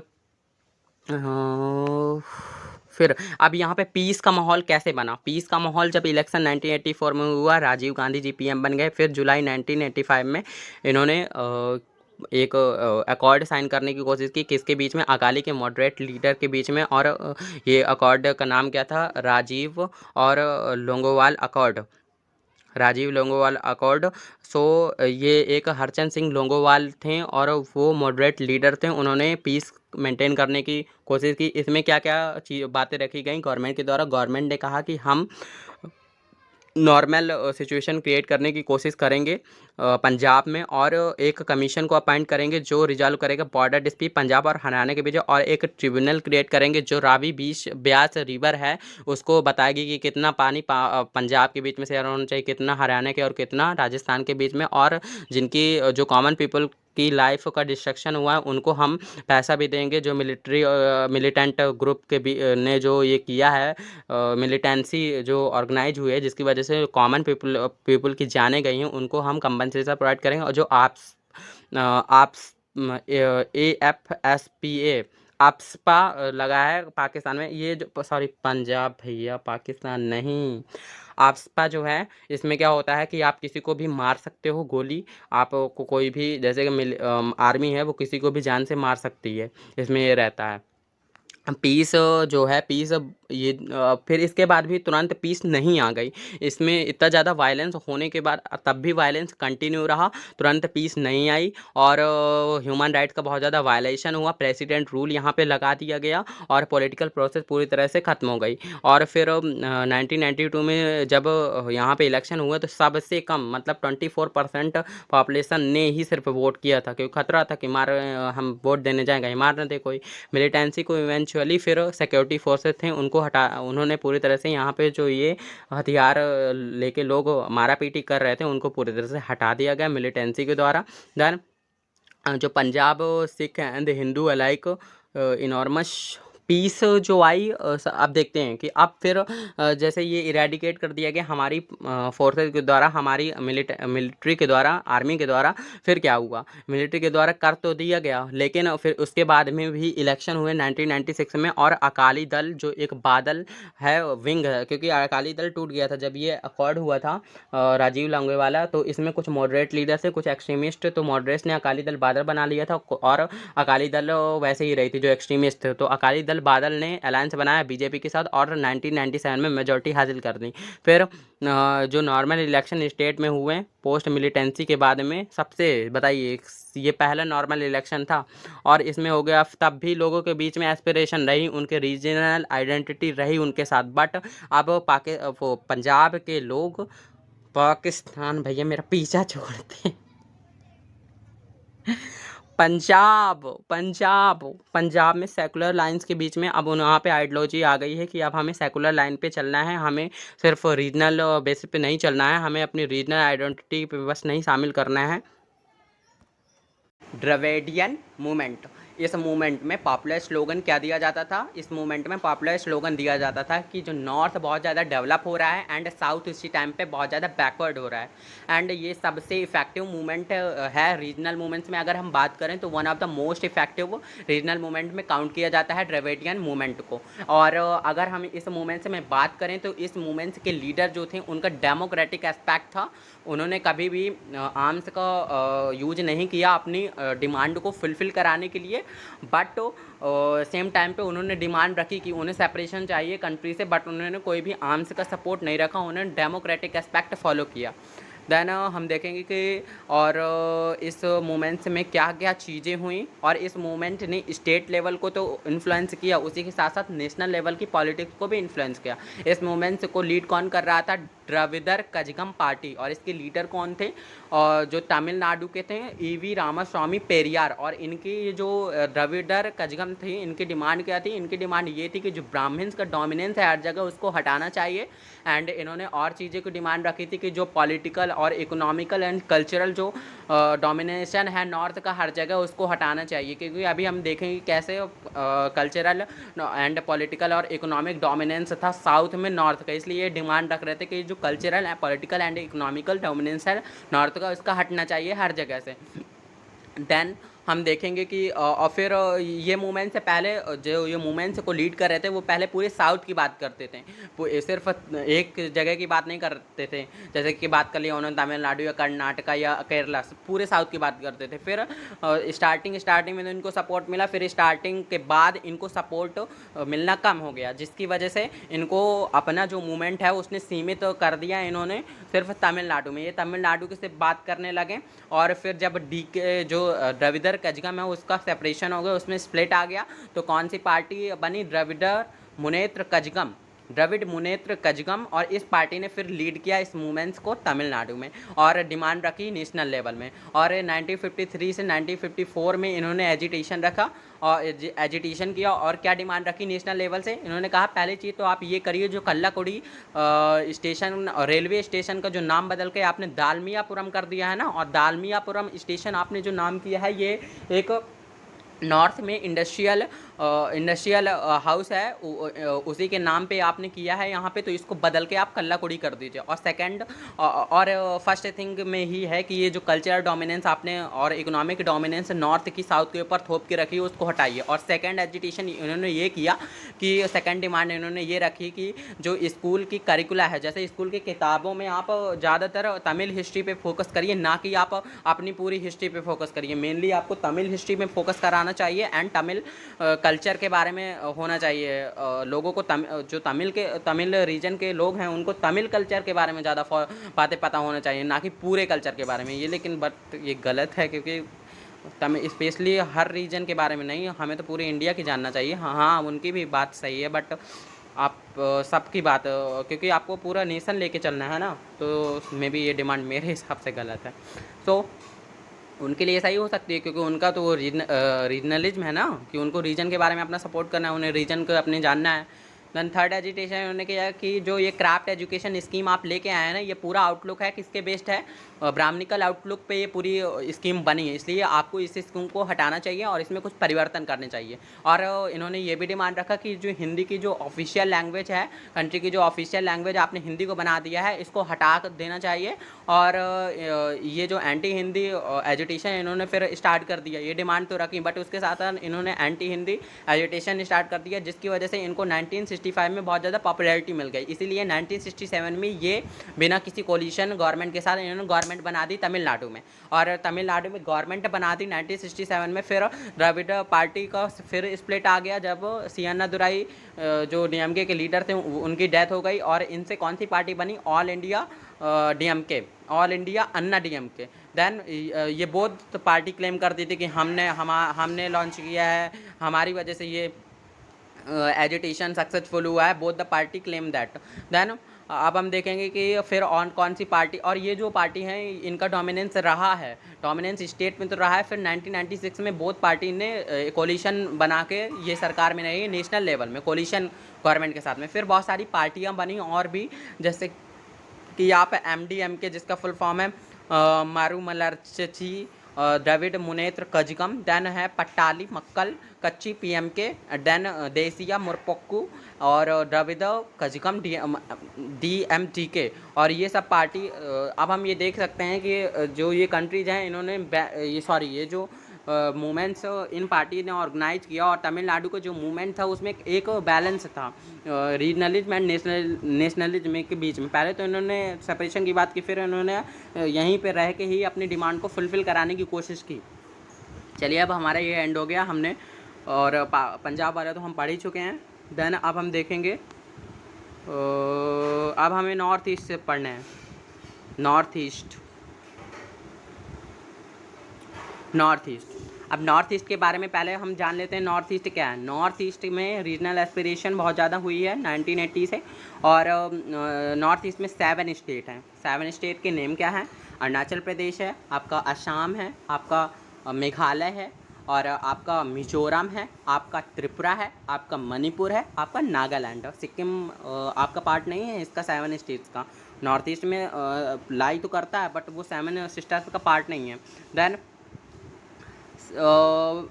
फिर ये हम रीजन के बारे में जानते हैं कि जैसे यहाँ पे सिर्फ 4% पॉपुलेशन रह रही है पूरी कंट्री की, और यहाँ पे एरिया जो है जितनी उनकी पॉपुलेशन है उसके ट्वाइस एरिया है वहाँ पे। और ये जो कनेक्शन सिर्फ एक 22 किलोमीटर का कॉरिडोर है जिसे चिकन नेक कहते हैं, उससे सिर्फ कनेक्शन है हमारा इन कंट्रीज़ के साथ में। और ये कंट्रीज बाउंड्री शेयर करती हैं चाइना के साथ, म्यांमार के साथ एंड बांग्लादेश के साथ।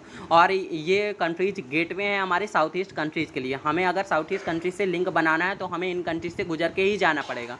देन इस रीजन को बहुत ज़्यादा चेंज का होना पड़ा 1947 के बाद में। जैसे मणिपुर और खासी हिल्स जो मेघालय की थी वो प्रिंसली स्टेट थी। फिर प्रिंसली स्टेट उस टाइम पे हमने देखा था मर्ज हो गई थी इंडिया में। मर्ज होने के बाद जो ये मणिपुर था इसको तो सेपरेट स्टेट बना दिया गया था, लेकिन ये जो खासी हिल ऑफ मेघालय था इसको असम में ही इंक्लूड कर दिया गया था।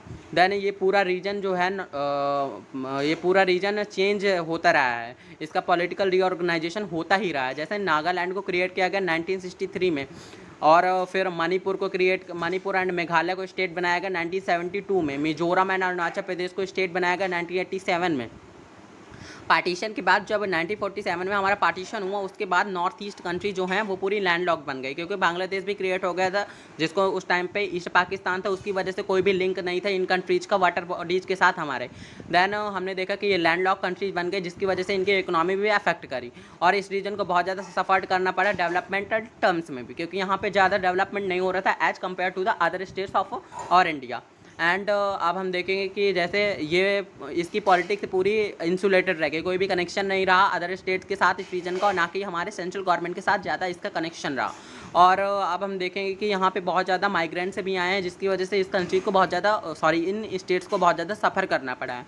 इस आइसोलेशन ऑफ रीजन के बारे में हम देखते हैं कि बैकवर्डनेस भी क्रिएट हुई है। जैसे आइसोलेशन है इस रीजन का जिसकी वजह से डेवलपमेंट नहीं हो पाता है, जिसकी वजह से बैकवर्डनेस है इस रीजन में, एंड और कॉम्प्लिकेटेड कर देती है डिफरेंट स्टेट से इसका रिलेशन। क्योंकि इसका रिलेशन बन ही नहीं पाता है, क्योंकि यहाँ पे कनेक्शन ही नहीं इस्टेब्लिश हो पाता है इस कंट्री इन स्टेट्स के बाद इन स्टेट्स का अदर स्टेट्स के साथ, है ना। अब हम देखेंगे कि इन कंट्रीज जो ये इंटरनेशनल बॉर्डर शेयर करती हैं, जिसकी वजह से हमारा और ज़्यादा ये कंट्रीज डिमांड रखना स्टार्ट करती हैं, क्योंकि जो अदर कंट्रीज हैं वो इनको पॉइंट आउट करती हैं कि आप डिमांड रखो कि आपको अलग होना है, आप अलग हो जाइए इंडिया से। तो ये बहुत ज़्यादा हमारे लिए खतरे की चीज़ है। और सेकंड थिंग ये है कि हमारा कम्युनिकेशन इनके साथ हो नहीं पाता है, क्योंकि ये जो है सिर्फ 22 किलोमीटर का कॉरिडोर है, उससे ये कनेक्शन हमारा इन कंट्रीज़ के साथ में तो ज़्यादा अच्छे से हमारा इनके साथ रिलेशन इस्टेब्लिश नहीं हो पाता। सेंट्रल गवर्नमेंट अच्छे से इनके साथ कम्युनिकेशन नहीं कर पाती है। कम्युनिकेशन नहीं करने के बावजूद भी, क्योंकि यहाँ पे जो फिजिकल फीचर्स हैं वहाँ पे हम इतना ज़्यादा अफोर्ड नहीं कर सकते। रेलवेज बहुत ज़्यादा बनाना एंड एयरवेज बनाना ये हम अफोर्ड नहीं कर सकते, क्योंकि वहाँ की फिजिकल बाउंड्रीज ही नहीं अलाउ करती है हमको। दैन अब हम देखेंगे कि जैसे कि यहाँ पे किस किस प्रकार के डिमांड रखी गई हैं। यहाँ पे डिमांड रखी गई हैं आपकी, कि जैसे कि मोमेंट्स हमने ये तो पढ़ चुके, वीक कम्युनिकेशन था, और जैसे कि इंटरनेशनल बॉर्डर शेयर होता है, जिसकी वजह से हमारा ये स्टेट्स जो हैं ये डिमांड रखना स्टार्ट करती हैं। डिमांड किस किस प्रकार की डिमांड इन्होंने रखी है? पहली चीज़ उन्होंने सक्सेशन मूवमेंट्स रखा है, अलग होने का मूवमेंट रखा है। फिर उन्होंने डिमांड अगेंस्ट अपोजिशन किया है आउटसाइडर को, जो आउटसाइडर यहाँ पे आ रहे हैं, और डिमांड रखी है ऑटोनॉमी की। देन फर्स्ट इशू 1970 में, सॉरी ये इंपॉर्टेंट नहीं। Then demand for autonomy, demand for autonomy कैसे रखी गई? जब इंडिपेंडेंस हुआ तो पूरा रीजन जो नॉर्थ ईस्ट था उसको एक्सेप्ट मणिपुर एंड त्रिपुरा को छोड़ के पूरा जो रीजन था उसको असम स्टेट बना दिया गया था। यहाँ पे तो बहुत ज़्यादा पॉपुलेशन भी रहती थी, अदर ट्राइबल्स भी रहते थे, जैसे आसामी तो थे जो आसामी लैंग्वेज को बोलते थे, बट अदर्स पीपल्स भी थे जो आसामीज को नहीं प्रेफर करते थे, आसामी लैंग्वेज नहीं बोलते थे। देन अब हमने देखा कि जैसे आसामी स्टेट बना दिया गया, तो नॉन आसामी पॉपुलेशन को ऐसा लगने लगा कि वो जो आसामी पॉपुलेशन है जो पॉलिटिक्स में सिर्फ आसामी जो लैंग्वेज को ही फेवर किया जा रहा है, आसामी लैंग्वेज को थोपने की कोशिश की जा रही है नॉन आसामी लैंग्वेज के पीपल से, नॉन आसामी लैंग्वेज बोलने वाले पीपल के ऊपर। देन इसी की वजह से ये जो डिफरेंट ट्राइब्स थी उन्होंने प्रोटेस्ट किया कि हमें अलग बनाइए, आप हमें नहीं आपके साथ जुड़ना है, हमें अलग बनाइए, हमें भी स्टेट बनना है, जैसे आप एक स्टेट बने हैं वैसे हमें भी स्टेट बनना है। तो इन ट्राइबल्स ने क्या क्या कोशिश की, जैसे कि इन्होंने फॉर्म्ड किया east India tribal union. East India tribal union को फिर इन्होंने और ज़्यादा बड़ा करने के लिए ऑल पार्टी हिल लीडर्स कॉन्फ्रेंस 1960 में बना दी, ताकि इनका और ब्रॉड बेस हो, जिसकी वजह से और अच्छे से वो डिमांड रख पाएँ और अपना सेपरेशन इन आसाम स्टेट से कर पाएँ। देन फिर हमने देखा कि ये जो डिमांड थी ट्राइबल स्टेट्स की फिर की गई आसाम से, फिर इन डिमांड को फुलफ़िल भी किया गया। और एक ट्राइबल स्टेट के बावजूद बहुत सारे ट्राइबल स्टेट बनाए गए इन स्टेट, जैसे मेघालय बनाया गया, देन मिजोरम बनाया गया, अरुणाचल प्रदेश, सिर्फ ये आसाम से कार्व्ड आउट हुए हैं। देन त्रिपुरा एंड मणिपुर को जो पहले स्टेट नहीं बने थे, वो उस टाइम पे जब पार्टीशन के बाद में इनको स्टेट नहीं बनाया गया था, इनको यूनियन टेरिटरी बना दिया गया था, इनको भी स्टेट का दर्जा दे दिया गया। फिर हमने देखा कि जैसे रीऑर्गेनाइजेशन हुआ नॉर्थ ईस्ट का, ये 1972 में बहुत ज़्यादा स्टेट्स बनाए गए हैं, आसाम से क्रिएट किए गए हैं, बट ये सीमित नहीं था। ये बस इतना बस नहीं होगा कि बस स्टेट बन गए आप कोई डिमांड ही नहीं उठेगी, अभी भी डिमांड उठती है। जैसे बोडो, कार्बेस, दिमाशस, ये जो हैं ये ट्राइब्स हैं वो अभी भी डिमांड रखती हैं कि भैया हमें अलग चाहिए। और जो बोडो, कार्बिस और दिमाशस हैं ये बहुत ज़्यादा डिमांड रखती हैं कि हमें अलग स्टेट चाहिए। हम इनकी डिमांड को क्यों नहीं फुलफ़िल कर सकते हैं? हम इनकी डिमांड को इसलिए नहीं फुलफ़िल कर सकते हैं क्योंकि ये जो ट्राइब्स हैं ये एक ही एरिया की डिमांड करेंगे, भैया हमें एक जो बोडो कह रही है ये भी हमें चाहिए, वो कार्बिस कह रही है यही हमें चाहिए, और दिमाशा कह रही है यही हमें चाहिए स्टेट। तो हम कैसे बना दें? तीन लोग अगर एक ही चीज़ को डिमांड कर रही हैं तो हम कैसे एक चीज़ को एक ट्राइबल को वो एरिया कैसे सौंप दें? और वैसे भी आसाम से बहुत ज़्यादा स्टेट बने हैं, जिसकी वजह से हम आसाम को और छोटा नहीं कर सकते, इसलिए हम इनकी डिमांड को फुलफिल नहीं करते हैं। और वहीं हमने इनको ऑटोनॉमी भी प्रोवाइड किया है कि ये अपना ये जो प्रोटेस्ट हैं इसको कम करते हैं। जैसे कि हमने देखा है कि कार्बिस और दिमासस को ग्रांट कर दिया था कि आप अपनी डिस्ट्रिक्ट काउंसिल बना सकते हैं, आपको ऑटोनॉमी है। एंड वहीं हमने बोडो को भी ऑटोनॉमस काउंसिल बनाने की आज़ादी दे दी है। अब हम देखेंगे कि सेक्शनिस्ट मूवमेंट्स कैसे हुए हैं। जैसे कि जैसे ऑटोनॉमी देना ये तो आसान होता है कि अगर कोई स्टेट की मांग कर रहा है तो हम उसको दे सकते हैं, बट अगर पूरी एक कंट्री की मांग करती जाए तो वो हमारे कॉन्स्टिट्यूशन में नहीं है उसका प्रोविजन, तो हमें उसको सॉल्व करना ही पड़ेगा अपने मेथड से। देन हमने देखा है कि नॉर्थ ईस्ट में ये दो टाइप की दो बार उठी हैं, जैसे एक नागालैंड ने उठाई है और मिजोरम ने उठाई है। अब हम मिजोरम का देखते हैं कि जैसे इंडिपेंडेंस हुआ, मिजो हिल्स जो था वहाँ पे भी बहुत ज़्यादा डिमांड रखी जा रही थी कि हमें अलग करो। इसकी वजह से उनको ऑटोनॉमस डिस्ट्रिक्ट क्रिएट करने की आज़ादी दे गई थी। लेकिन कुछ मिजो बिलीव करते थे कि हम भैया जब ब्रिटिश गवर्नमेंट के पार्टी नहीं थे, जो ब्रिटिश इंडिया था हम उसका ही पार्ट नहीं थे, और जब हम ब्रिटिश के कंट्रोल में ही नहीं आए तो हम कैसे आपके हम तो इंडिया का पार्ट ही नहीं है। वो तो ऐसी डिमांड रखते थे कि हम तो इंडिया के पार्टी नहीं है, जब ब्रिटिश इंडिया के अंडर ही नहीं थे हम और ब्रिटिश के कंट्रोल के अंडर ही नहीं थे तो हम इंडिया का पार्ट कैसे हो सकते हैं। बट उन्होंने उस टाइम पे मूवमेंट, जैसे हमारा आज़ादी हुई उसके बाद मूवमेंट इन्होंने स्टार्ट करना, ये मूवमेंट स्टार्ट नहीं किया। फिर जब 1959 में बहुत ज़्यादा फैमान आ गई, ग्रेट फैमान आ गई, तो जो आसामीज गवर्नमेंट ने इनका टेक केयर करने में बहुत टेक केयर ही नहीं किया। सिर्फ आसामीज पॉपुलेशन को बहुत ज़्यादा उन्होंने टेक केयर किया, इसकी वजह से इनके लिए एलिनेशन की भावना उत्पन्न हो गई, क्रिएट हो गई, जिसकी वजह से इन्होंने एक मीजो नेशनल फ्रंट क्रिएट किया। और इसके लीडर कौन थे? लाल देंगा। और ये एमएनएफ ने 1966 में आर्म्ड अपराइजिंग किया, मतलब आम हथियार उठा के बहुत ज़्यादा हमारी सेंट्रल गवर्नमेंट के और आर्मी के बीच में बहुत ज़्यादा अटैक किया, और इनके बीच में ये जो मीजो इंसर्जेंट्स हैं और आर्मी के बीच में बहुत ज़्यादा वार हुआ। एमएनएफ ने गुरिल्ला वार किया और सपोर्ट इसको कौन सी गवर्नमेंट दे रही थी? पाकिस्तानी गवर्नमेंट दे रही थी, और शेल्टर भी प्रोवाइड कर रही थी ईस्ट पाकिस्तान में। देन हमने देखा कि इंडियन सिक्योरिटी जो फोर्स थी उसने काउंटर किया ये जो रिप्रेसिव मेजर्स थे, जो ये रिप्रेशन कर रहे थे ये मिलिटेंट्स, इसको दबाया, जिसकी वजह से कॉमन पीपल की बहुत ज़्यादा जाने गई, जिसकी वजह से वो विक्टिम की तरह उभर के आए। कॉमन पीपल की बहुत ज़्यादा दुर्दशा हो गई, और इंडियन एयरफोर्स को भी इन्होंने यूज़ किया, और फिर बहुत ज़्यादा एंगर भी लोगों के बीच में हुआ सेंट्रल गवर्नमेंट के ऊपर। फिर एंड ऑफ 2 डिकेड्स के बारे में इस इंसर्जेंसी को कम करने की कोशिश की गई, जब एक मैच्योरिटी ऑफ लीडर्स ने की, जब इंसर्जेंट के लीडर ने एक मैच्योरिटी दिखाई और हमारी सेंट्रल गवर्नमेंट के साथ एक अकॉर्ड को साइन किया कि अब भैया हम ये जो इंसर्जेंसी है उसको ताकते हैं और हमको आप स्टेट बना दीजिए। तो जो लाल देंगा ने उन्होंने अकॉर्ड को साइन किया, और जब वो पाकिस्तान से एग्जाइल उनको कर दिया गया था उससे लौट के आए, उन्होंने लाल देंगा ने इंडियन गवर्नमेंट के साथ एक अकॉर्ड साइन किया, और इसको क्या कहा जाता है? राजीव लाल देंगा अकॉर्ड कह सकते हैं आप। और ये इस अकॉर्ड को 1986 में साइन किया गया था। इसमें ये कहा गया था कि मिजोरम को हम एक स्टेट बना देंगे और लाल देंगा वहाँ की चीफ मिनिस्टर बन जाएंगे। इस अकॉर्ड के बाद मिजोरम इतना शांत वाला प्लेस बन गया है कि अब वहाँ पे कोई भी मूवमेंट्स नहीं उठता है, और सबसे पीसफुल स्टेट बन गया है, और वहाँ पे बहुत ज़्यादा लिटरेसी भी हुई है और डेवलपमेंट भी हुआ है। अब नागालैंड की स्टोरी हम पढ़ते हैं। नागालैंड सिमिलर तो है कि वहाँ पे भी डिमांड रखी गई थी कि सेपरेशन की, बट ये बहुत ही स्टार्टिंग से रख दी गई थी। 1951 में जब आज़ादी हुई तब से इन्होंने स्टार्ट कर दिया था, और आगामी जापू फीजो जो एक लीडर थे और नागा नेशनल काउंसिल के, इन्होंने बहुत ज़्यादा प्रोटेस्ट किया कि भैया हमें नहीं रहना, हमें आज़ाद करो, और इन्होंने कोई भी मैच्योरिटी नहीं दिखाई ताकि ये गवर्नमेंट के साथ साइन कर लेते, ताकि गवर्नमेंट इनको अच्छे से और टेक केयर कर देती, और इनको भी अगर इनकी और कुछ भी डिमांड थी वो फुलफिल कर देती। बट इन्होंने कोई भी अकॉर्ड नहीं साइन करने की कोशिश की। लेकिन इस प्रॉब्लम को हम आज तक भी देख सकते हैं, क्योंकि अकॉर्ड साइन नहीं हुआ, और कुछ नागाज सॉरी गवर्नमेंट ये जो थे इन्होंने कोई भी कोशिश नहीं की अकॉर्ड को साइन करने के लिए। बट फिर कुछ नागाज ने साइन कर लिया अकॉर्ड, और कुछ नागाज फिर वायलेंट ही रहे हैं। कुछ ने साइन कर लिया, कुछ तो वायलेंट है ना। इसकी वजह से आज भी हम देख सकते हैं कि बहुत ज़्यादा प्रोटेस्ट होता है कि हमें आज़ाद करो इंडिया से, हमें इंडिया में नहीं रहना है। और अब हम तीसरा देखते हैं कि मूवमेंट्स अगेंस्ट आउटसाइडर। अब आउटसाइडर के अगेंस्ट मूवमेंट कैसे हुए हैं?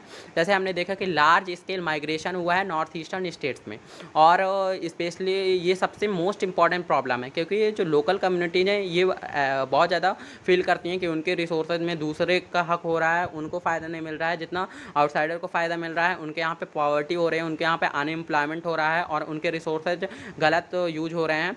और ये जो आउटसाइडर को कैसा समझते थे कि इनक्रोचर हैं उनके स्केर्स रिसोर्स पे, लैंड पे, और उनको एम्प्लॉयमेंट भी इनकी छीन रहे हैं ये आउटसाइडर्स, और अपॉर्चुनिटीज़ भी छीन रहे हैं।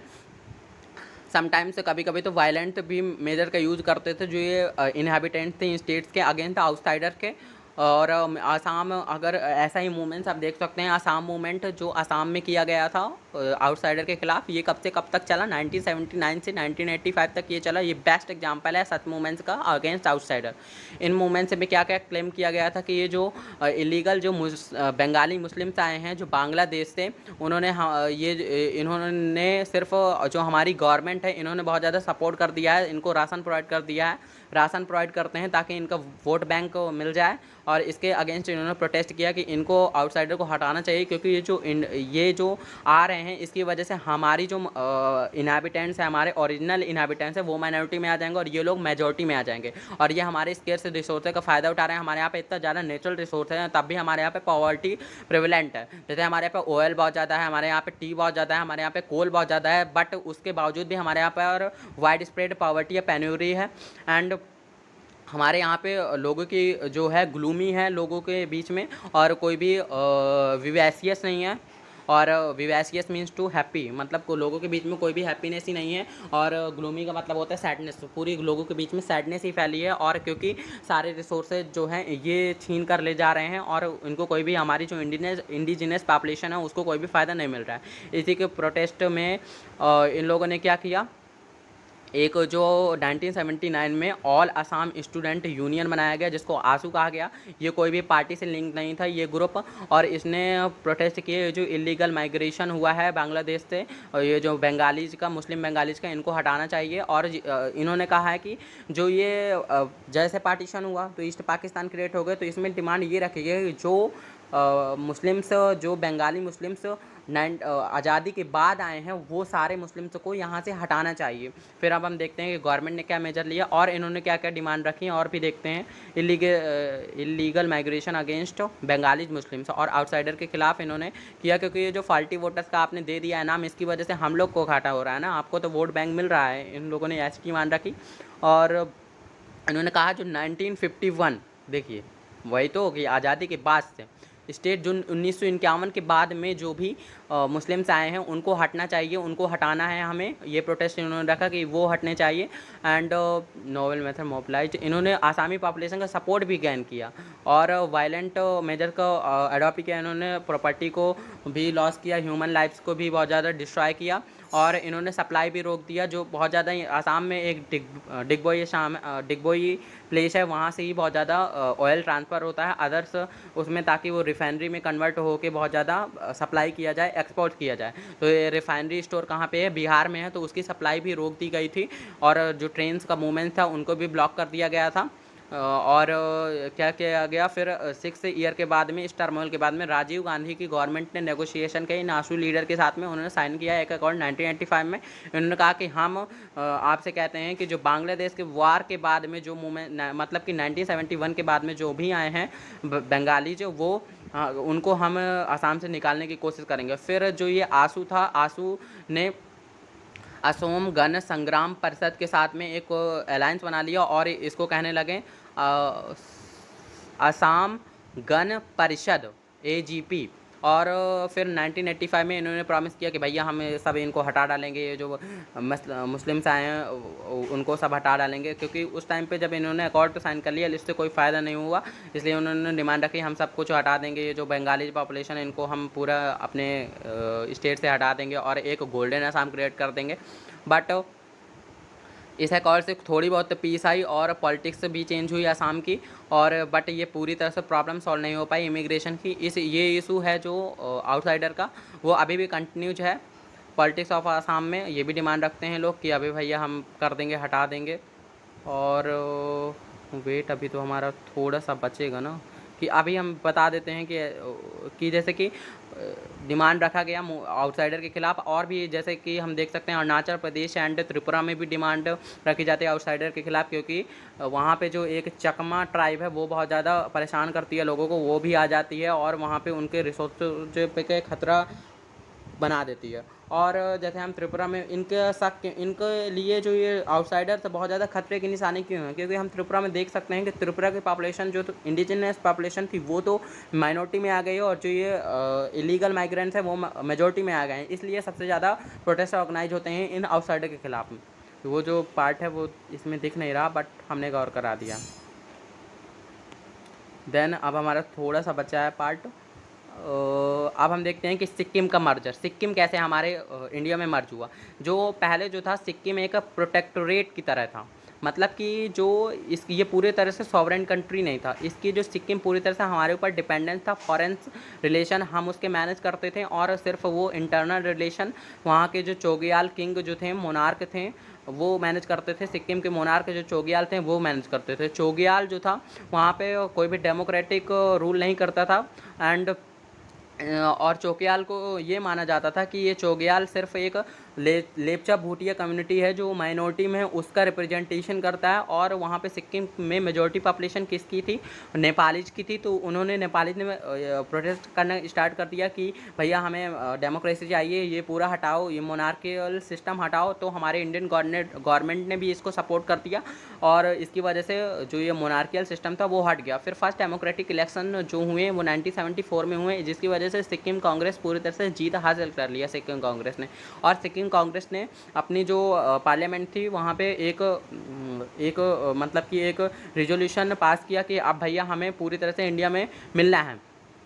और अप्रैल 1975 में ये रिजोल्यूशन को पास किया गया कि हमें पूरा फुल इंटीग्रेशन कराना है इंडिया में जो सिक्किम का, और जिसकी वजह से हमारे स्टेट्स, हमारी जो इंडिया ने तुरंत ही इसको एक्सेप्ट कर लिया इस रिजोल्यूशन को। और जो सिक्किम जो था 22 जो 22वां स्टेट बन गया हमारे इंडिया का। और चौग्याल जो उसके सपोर्टर थे वो इसको एक्सेप्ट ही नहीं करते हैं कि भैया हमारे साथ धोखा किया, पहले तो हमें उल्लू बना दिया कि हम तुम्हारा फॉरेन रिलेशन कंट्रोल रखते हैं, और इन्हीं को भड़का के हम ही भगवा दिया।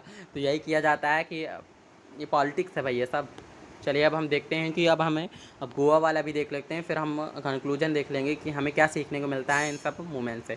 गोवा का लिबरेशन जैसे कि ब्रिटिश एम्पायर था, हमारा इंडिया पूरे ब्रिटिश एम्पायर के अंडर था, और ब्रिटिश का रूल 1947 में ख़त्म हो गया। लेकिन ये जो पुर्तगाल रूल था गोवा में और दीव में और दमन में, गोवा, दीव और दमन में उस टाइम पे पुर्तगाल का रूल था, इसलिए कॉलोनियल रूल नहीं था। जब कॉलोनियल रूल एंड हुआ हमने कहा भैया तुम भी भागो, वो कह रहे हैं हम नहीं भागेंगे। तो हमारे इंडियन गवर्नमेंट ने थोड़ा ढीला डाली और उनको रहने दिया। फिर ये जो थे ब्रिटिश, ये पोर्तुगीज़ थे, वो लोगों को सप्रेस करने लगे, गोवा के लोगों को, उनके सिविल राइट को हार्म करने लगे और उनका रिलीजियस कन्वर्जन कराने लगे, जिसकी वजह से हमारे इंडियन गवर्नमेंट ने अब ये जो पेशेंस रखा था अब उसको विड्रॉल किया, और हमारे यहाँ पे गोवा में अपनी आर्मी को उतार दिया। और इस आर्मी ने 2 दिन में ये पुर्तगालीज को भगा दिया मार पीट के, और पुर्तगालीज का रूल गोवा से हट गया।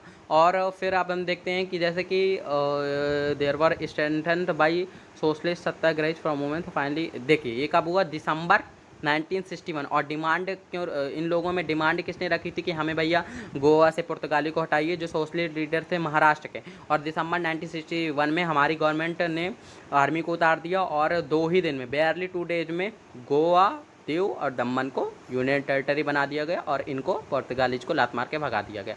देन अनदर कॉम्प्लिकेशन क्या था कि जो फिर एक कॉम्प्लिकेशन निकल के आया गोवा में। जैसे MGP एक पार्टी थी, महाराष्ट्रवादी गोमनाथ नाटक पार्टी।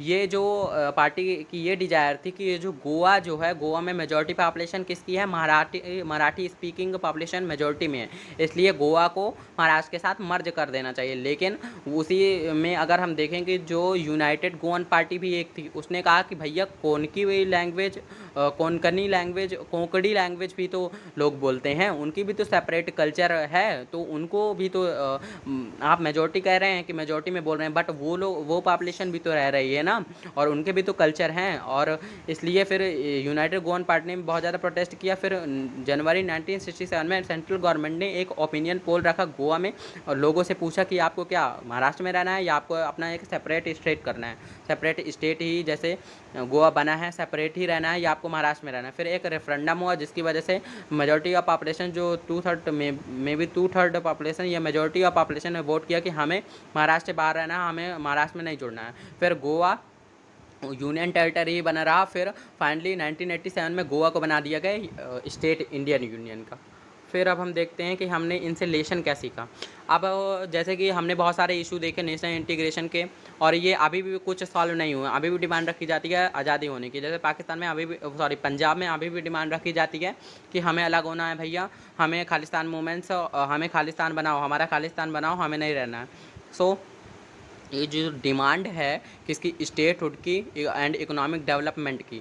हमने देखा कि बहुत ज़्यादा डेवलपमेंट कब से स्टार्ट, बहुत ज़्यादा ये जो डिमांड कब से स्टार्ट हुई 1980 में। बहुत ज़्यादा टेंशन हुई हमारे जो, जिसकी वजह से डेमोक्रेसी पूरी तरह सस्टेन नहीं हो पाई हमारे इंडिया में, और सेंट्रल गवर्नमेंट को और आर्मी को बहुत ज़्यादा इसकी वजह से सहना पड़ा। और जो दिमाग हम डेवलपमेंट में लगा सकते हैं वो दिमाग हमको इसमें लगाना पड़ा, इन प्रॉब्लम्स को सॉल्व करने में लगाना पड़ा। सो अब हम देखते हैं कि हमने इन चीज़ों से क्या क्या सीखा। पहली चीज़ हमने ये सीखा कि रीजनल एस्पिरेशन कोई एंटी डेमोक्रेटिक नहीं है, और ये पार्ट है डेमोक्रेटिक पॉलिटिक्स का। रीजनल इशू ये कोई भी एबनॉर्मल फिनोमिना नहीं है कि बहुत ज़्यादा भाई यूनिक फिनोमिना है, ये कहीं पे सिर्फ नहीं होता है। जो छोटी छोटी कंट्रीज हैं जैसे कि यूनाइटेड किंगडम, वहाँ पे रीजनल एस्पिरेशन होती है अभी भी। जैसे स्कॉटलैंड, वेल्स, नॉर्दर्न आयरलैंड है, वो हमेशा डिमांड रखते हैं कि हमें इससे अलग करो। तो हमें ये सीख मिलती है कि जो ये रीजनल एस्पिरेशन है ये कोई भी डेमोक्रेटिक पॉलिटिक्स के खिलाफ नहीं है, ना कि यूनिक है। और जैसे हम देख सकते हैं स्पेन में एक बसाक रीजन है, वो भी डिमांड रखता है। श्रीलंका में तमिल रीजन है, वो भी डिमांड रखता है। और तो ये तो लाजमी सी बात है ना, इतने ज़्यादा डाइवर्स डेमोक्रेसी जो इंडिया है उसको तो डील करना ही पड़ेगा ना रीजनल एस्पिरेशन से, वे भी रेगुलर बेसिस पे। देन सेकेंड लेसन हमने ये सीखा कि जो बेस्ट वे है इन रीजनल एस्पिरेशन को सॉल्व करने का नेगोशिएशन, ना कि रेदर दैन सप्रेशन। तो जैसे हमने देखा कि मिलिटेंसी जो मिलिटेंसी हो रही थी पंजाब में, उसको भी हमने कैसे सॉल्व किया, और नेगोशिएशन करके। नॉर्थ ईस्ट में जैसे आसाम में हुई, उसको भी हमने कैसे सॉल्व किया, नेगोशिएशन। कश्मीर वैली में जो हुई उसको हमने कैसे सॉल्व किया, उससे भी हमने थोड़ा बहुत नेगोशिएशन किया। फिर simple law and problem, government of India ने नेगोशिएशन का प्रिंसिपल को फॉलो किया इन रीजन मूवमेंट्स को सॉल्व करने के लिए। दैन जिसकी वजह से टेंशन भी कम हुई, और बहुत सारे रीजन ऐसे एग्जांपल भी प्रोवाइड किया जिसकी वजह से, जैसे मिजोरम का हम ले सकते हैं एक एग्जांपल, वहाँ पे नेगोशिएशन के बाद में कोई भी प्रोटेस्ट ही नहीं ऑर्गेनाइज हुआ अलग होने के लिए, सबसे पीसफुल प्लेस बन गया। थर्ड लेसन हमें क्या सीखने को मिला, सिग्निफिकेंस ऑफ पावर शेयरिंग की महत्वता हमें पता चली। लोगों ने डिमांड रखी कि भैया हमें स्टेट बनना है, हमें पावर में आना है, हमें भी पावर रिप्रेजेंटेशन करना है, हमें भी अपने देश के लिए कुछ करना है, हमें भी पावर रिप्रेजेंटेशन में आना है नेशनल लेवल की और स्टेट लेवल की। जिसकी वजह से ये भी हमें पता चलता है कि अगर आप सिर्फ एक बना दो, एक फॉर्मल डेमोक्रेटिक स्ट्रक्चर बना दो, उससे कोई फ़ायदा नहीं है। आपको बनाना होता है कि वहाँ पे लोग भी उस स्ट्रक्चर में आ पाएँ। अगर लोग ही नहीं स्ट्रक्चर में आ पाएंगे तो there is no mean of that political system. So हमें ये सीख मिलती है कि लोगों ने महत्वता समझी है, सिग्निफिकेंस समझी है पावर शेयरिंग की। और जैसे कि हम देखें कि ये पूरी तरह सफिशिएंट नहीं है कि सिर्फ आप एक डेमोक्रेटिक स्ट्रक्चर बना दो और ग्रुप्स और पार्टीज जो रीजन्स के उनको शेयर ही ना मिल पाए, तो इसका कोई फ़ायदा ही नहीं है स्टेट लेवल। जैसे सिमिलरली ये भी नहीं सफिशिएंट है कि स्टेट रीजन को आप ऑटोनॉमी दे दो बहुत ज़्यादा, और रीजन टुगेदर तो from the nation, so the regions must have. देखो ये कहा गया है कि रीजन से ही नेशन बनता है ना, नेशन किससे बन रहा है, रीजन से बन रहा है ना, तो रीजन्स को तो पावर मिलनी चाहिए ना, पावर मिलनी चाहिए ना। लोगों ने डिमांड भी रखी है रीजन्स के लिए कि हमें इस रीजन में अपने आप को रूल करने की पावर दीजिए हमको। तो हमें क्या पता चल रहा है कि नेशन किससे बन रहा है, रीजन से बन रहा है, तो रीजन को पावर भी तो मिलनी चाहिए ना अपने आप को रूल करने के लिए। अगर रीजन को पावर नहीं दी जाएगी नेशनल लेवल में भी, तो डिसीजन मेकिंग में अगर नेशनल लेवल में पावर नहीं दी जाएगी, जिसकी वजह से एक इनजस्टिस की भावना उनके बीच में क्रिएट हो जाएगी और एलिनेशन की भावना पूरी तरह से स्प्रेड हो जाएगी। हमने फोर्थ लेसन क्या सीखा, फोर्थ लेसन ये सीखा कि अगर रीजनल इम्बैलेंस होगा इकोनॉमिक डेवलपमेंट में, जिसकी वजह से एक डिस्क्रिमिनेशन की भावना क्रिएट हो जाएगी लोगों के बीच में और कुछ स्टेट्स के बीच में, और कुछ स्टेट्स के बीच में जो डेवलप्ड नहीं हैं, तो उनके बीच में ये एलिनेशन की भावना क्रिएट हो जाएगी और वो क्या चाहेंगे कि भैया हमें अब आज़ाद करो, हमें इसमें रहना नहीं चाहिए। तो हमने फोर्थ रीजन ये सीखा कि अगर कहीं पे रीजनल इम्बैलेंस है तो वहाँ पे जैसे अगर कहीं पे रीजनल इम्बैलेंस है, अगर कहीं ज़्यादा डेवलपमेंट हो रही है, कहीं ज़्यादा डेवलपमेंट नहीं हो रही है, तो उसकी वजह से क्या होगा, उसकी वजह से प्रोटेस्ट ऑर्गेनाइज होंगे और रीजनल एस्पिरेशन बियॉन्ड होगी हमारे कॉन्स्टिट्यूशन के, क्योंकि ऐसी रीजनल एस्पिरेशन रखी जाएंगी कि जो हमारा कॉन्स्टिट्यूशन सॉल्व ही नहीं कर सकता। तो फोर रीजन हमने ये सीखा कि अगर रीजनल इम्बैलेंस होगा तो हमारे यहाँ पे जैसे इंसर्जेंसी होगी और डिमांड रखेगी जाएगी स्टेट से कंट्री से बाहर होने की डिमांड रखी जाएगी। और हमने ये देखा कि अगर माइग्रेशन भी हो रहा है तब भी आपकी डिमांड रखी जाएगी, रीजनल एस्पिरेशन की डिमांड रखी जाएगी। फाइनली हमने ये देखा कि जैसे कि लोग हमारे कॉन्स्टिट्यूशन मेकर की फार साइडेडनेस, जैसे उस टाइम पे जब कॉन्स्टिट्यूशन बनाया गया था तो उसमें डाइवर्सिटी के प्रिंसिपल को अडॉप्ट किया गया था और कुछ फ्लेक्सिबल अरेंजमेंट भी रखे गए थे। जैसे हमारे कॉन्स्टिट्यूशन में कुछ स्टेट्स को ज़्यादा पावर प्रोवाइड की गई थी, कुछ स्टेट्स को कम पावर प्रोवाइड की गई थी। जैसे कि हम जम्मू कश्मीर का ही ले सकते हैं और नॉर्थ ईस्ट का ले सकते हैं। इन स्टेट्स को बहुत ज़्यादा पावर प्रोवाइड की गई थी क्योंकि इनके कल्चर बेसिस पे, क्योंकि इनको कल्चर बेसिस पे बहुत ज़्यादा ये अलग हैं हमारे अदर स्टेट से, इसलिए हमारा फ्लेक्सिबिलिटी अपनाई गई थी कॉन्स्टिट्यूशन में। और जैसे 6th शेड्यूल है कॉन्स्टिट्यूशन की, उसमें बताया गया है कि जो डिफरेंट ट्राइब्स हैं उनको पूरी तरह से ऑटोनॉमी है अपने कल्चर्स को, अपनी प्रैक्टिस को फॉलो करने का, अपने प्रिजर्व करने का, अपने प्रैक्टिस को एंड अपने कस्टमरी लॉज को। और इस प्रोविज़न से हमें ये पता चलता है कि ये जो कॉम्प्लेक्स पॉलिटिकल प्रॉब्लम्स है कैसे उन्होंने सॉल्व करी। अगर ये आप बताइए, अगर कॉन्स्टिट्यूशन जो मेकर थे अगर वो ये सब ना प्रोवाइड करते, अगर ये कुछ भी ना प्रोवाइड करते तो क्या होता बताइए। प्रोवाइड ना करते तो वो तो स्टार्टिंग से ही ना डिमांड रखने लगते नॉर्थ ईस्ट वाले। अगर उनको कल्चर उनका फॉलो ही नहीं किया जाता और सिर्फ एक सोफिस्टिकेटेड कल्चर उनके ऊपर थोपा जाने लगता तो क्या, वो तो शुरू से ही प्रोटेस्ट स्टार्ट कर देते। तो इसकी वजह से हमें क्या पता चलता है कि जो हमारे कॉन्स्टिट्यूशन मेकर हैं उनकी फार साइडेडनेस को पता चलता है कि जैसे उन्होंने कितना फार साइडेडनेस को अडॉप्ट किया है। देन अब हम देखते हैं कि from other country similar constitution from India more हमारे यहाँ पे पता चलता है कि हमारा कॉन्स्टिट्यूशन जो है वो फ्लेक्सिबल है और रिजिड भी है, सेम टाइम पे रिजिड भी है, फ्लेक्सिबल है। Then regional aspiration encourage, regional aspiration का मतलब सिर्फ ये नहीं है कि सेपरेटिज्म, रीजनल एस्पिरेशन सेपरेटिज्म से भी लिंक किया जाता है और रीजनल एस्पिरेशन का मतलब ये भी है कि अपने डिमांड को फुलफिल कराना। देन हमारे ये पूरे चैप्टर ख़त्म हो गया, ये सब हम पढ़ चुके हैं। सो thank you everyone, you are seeing my video. So if you are liking my video then please like the video and to subscribe my channel and hit the bell icon so that you can get all the information of my video. So thank you.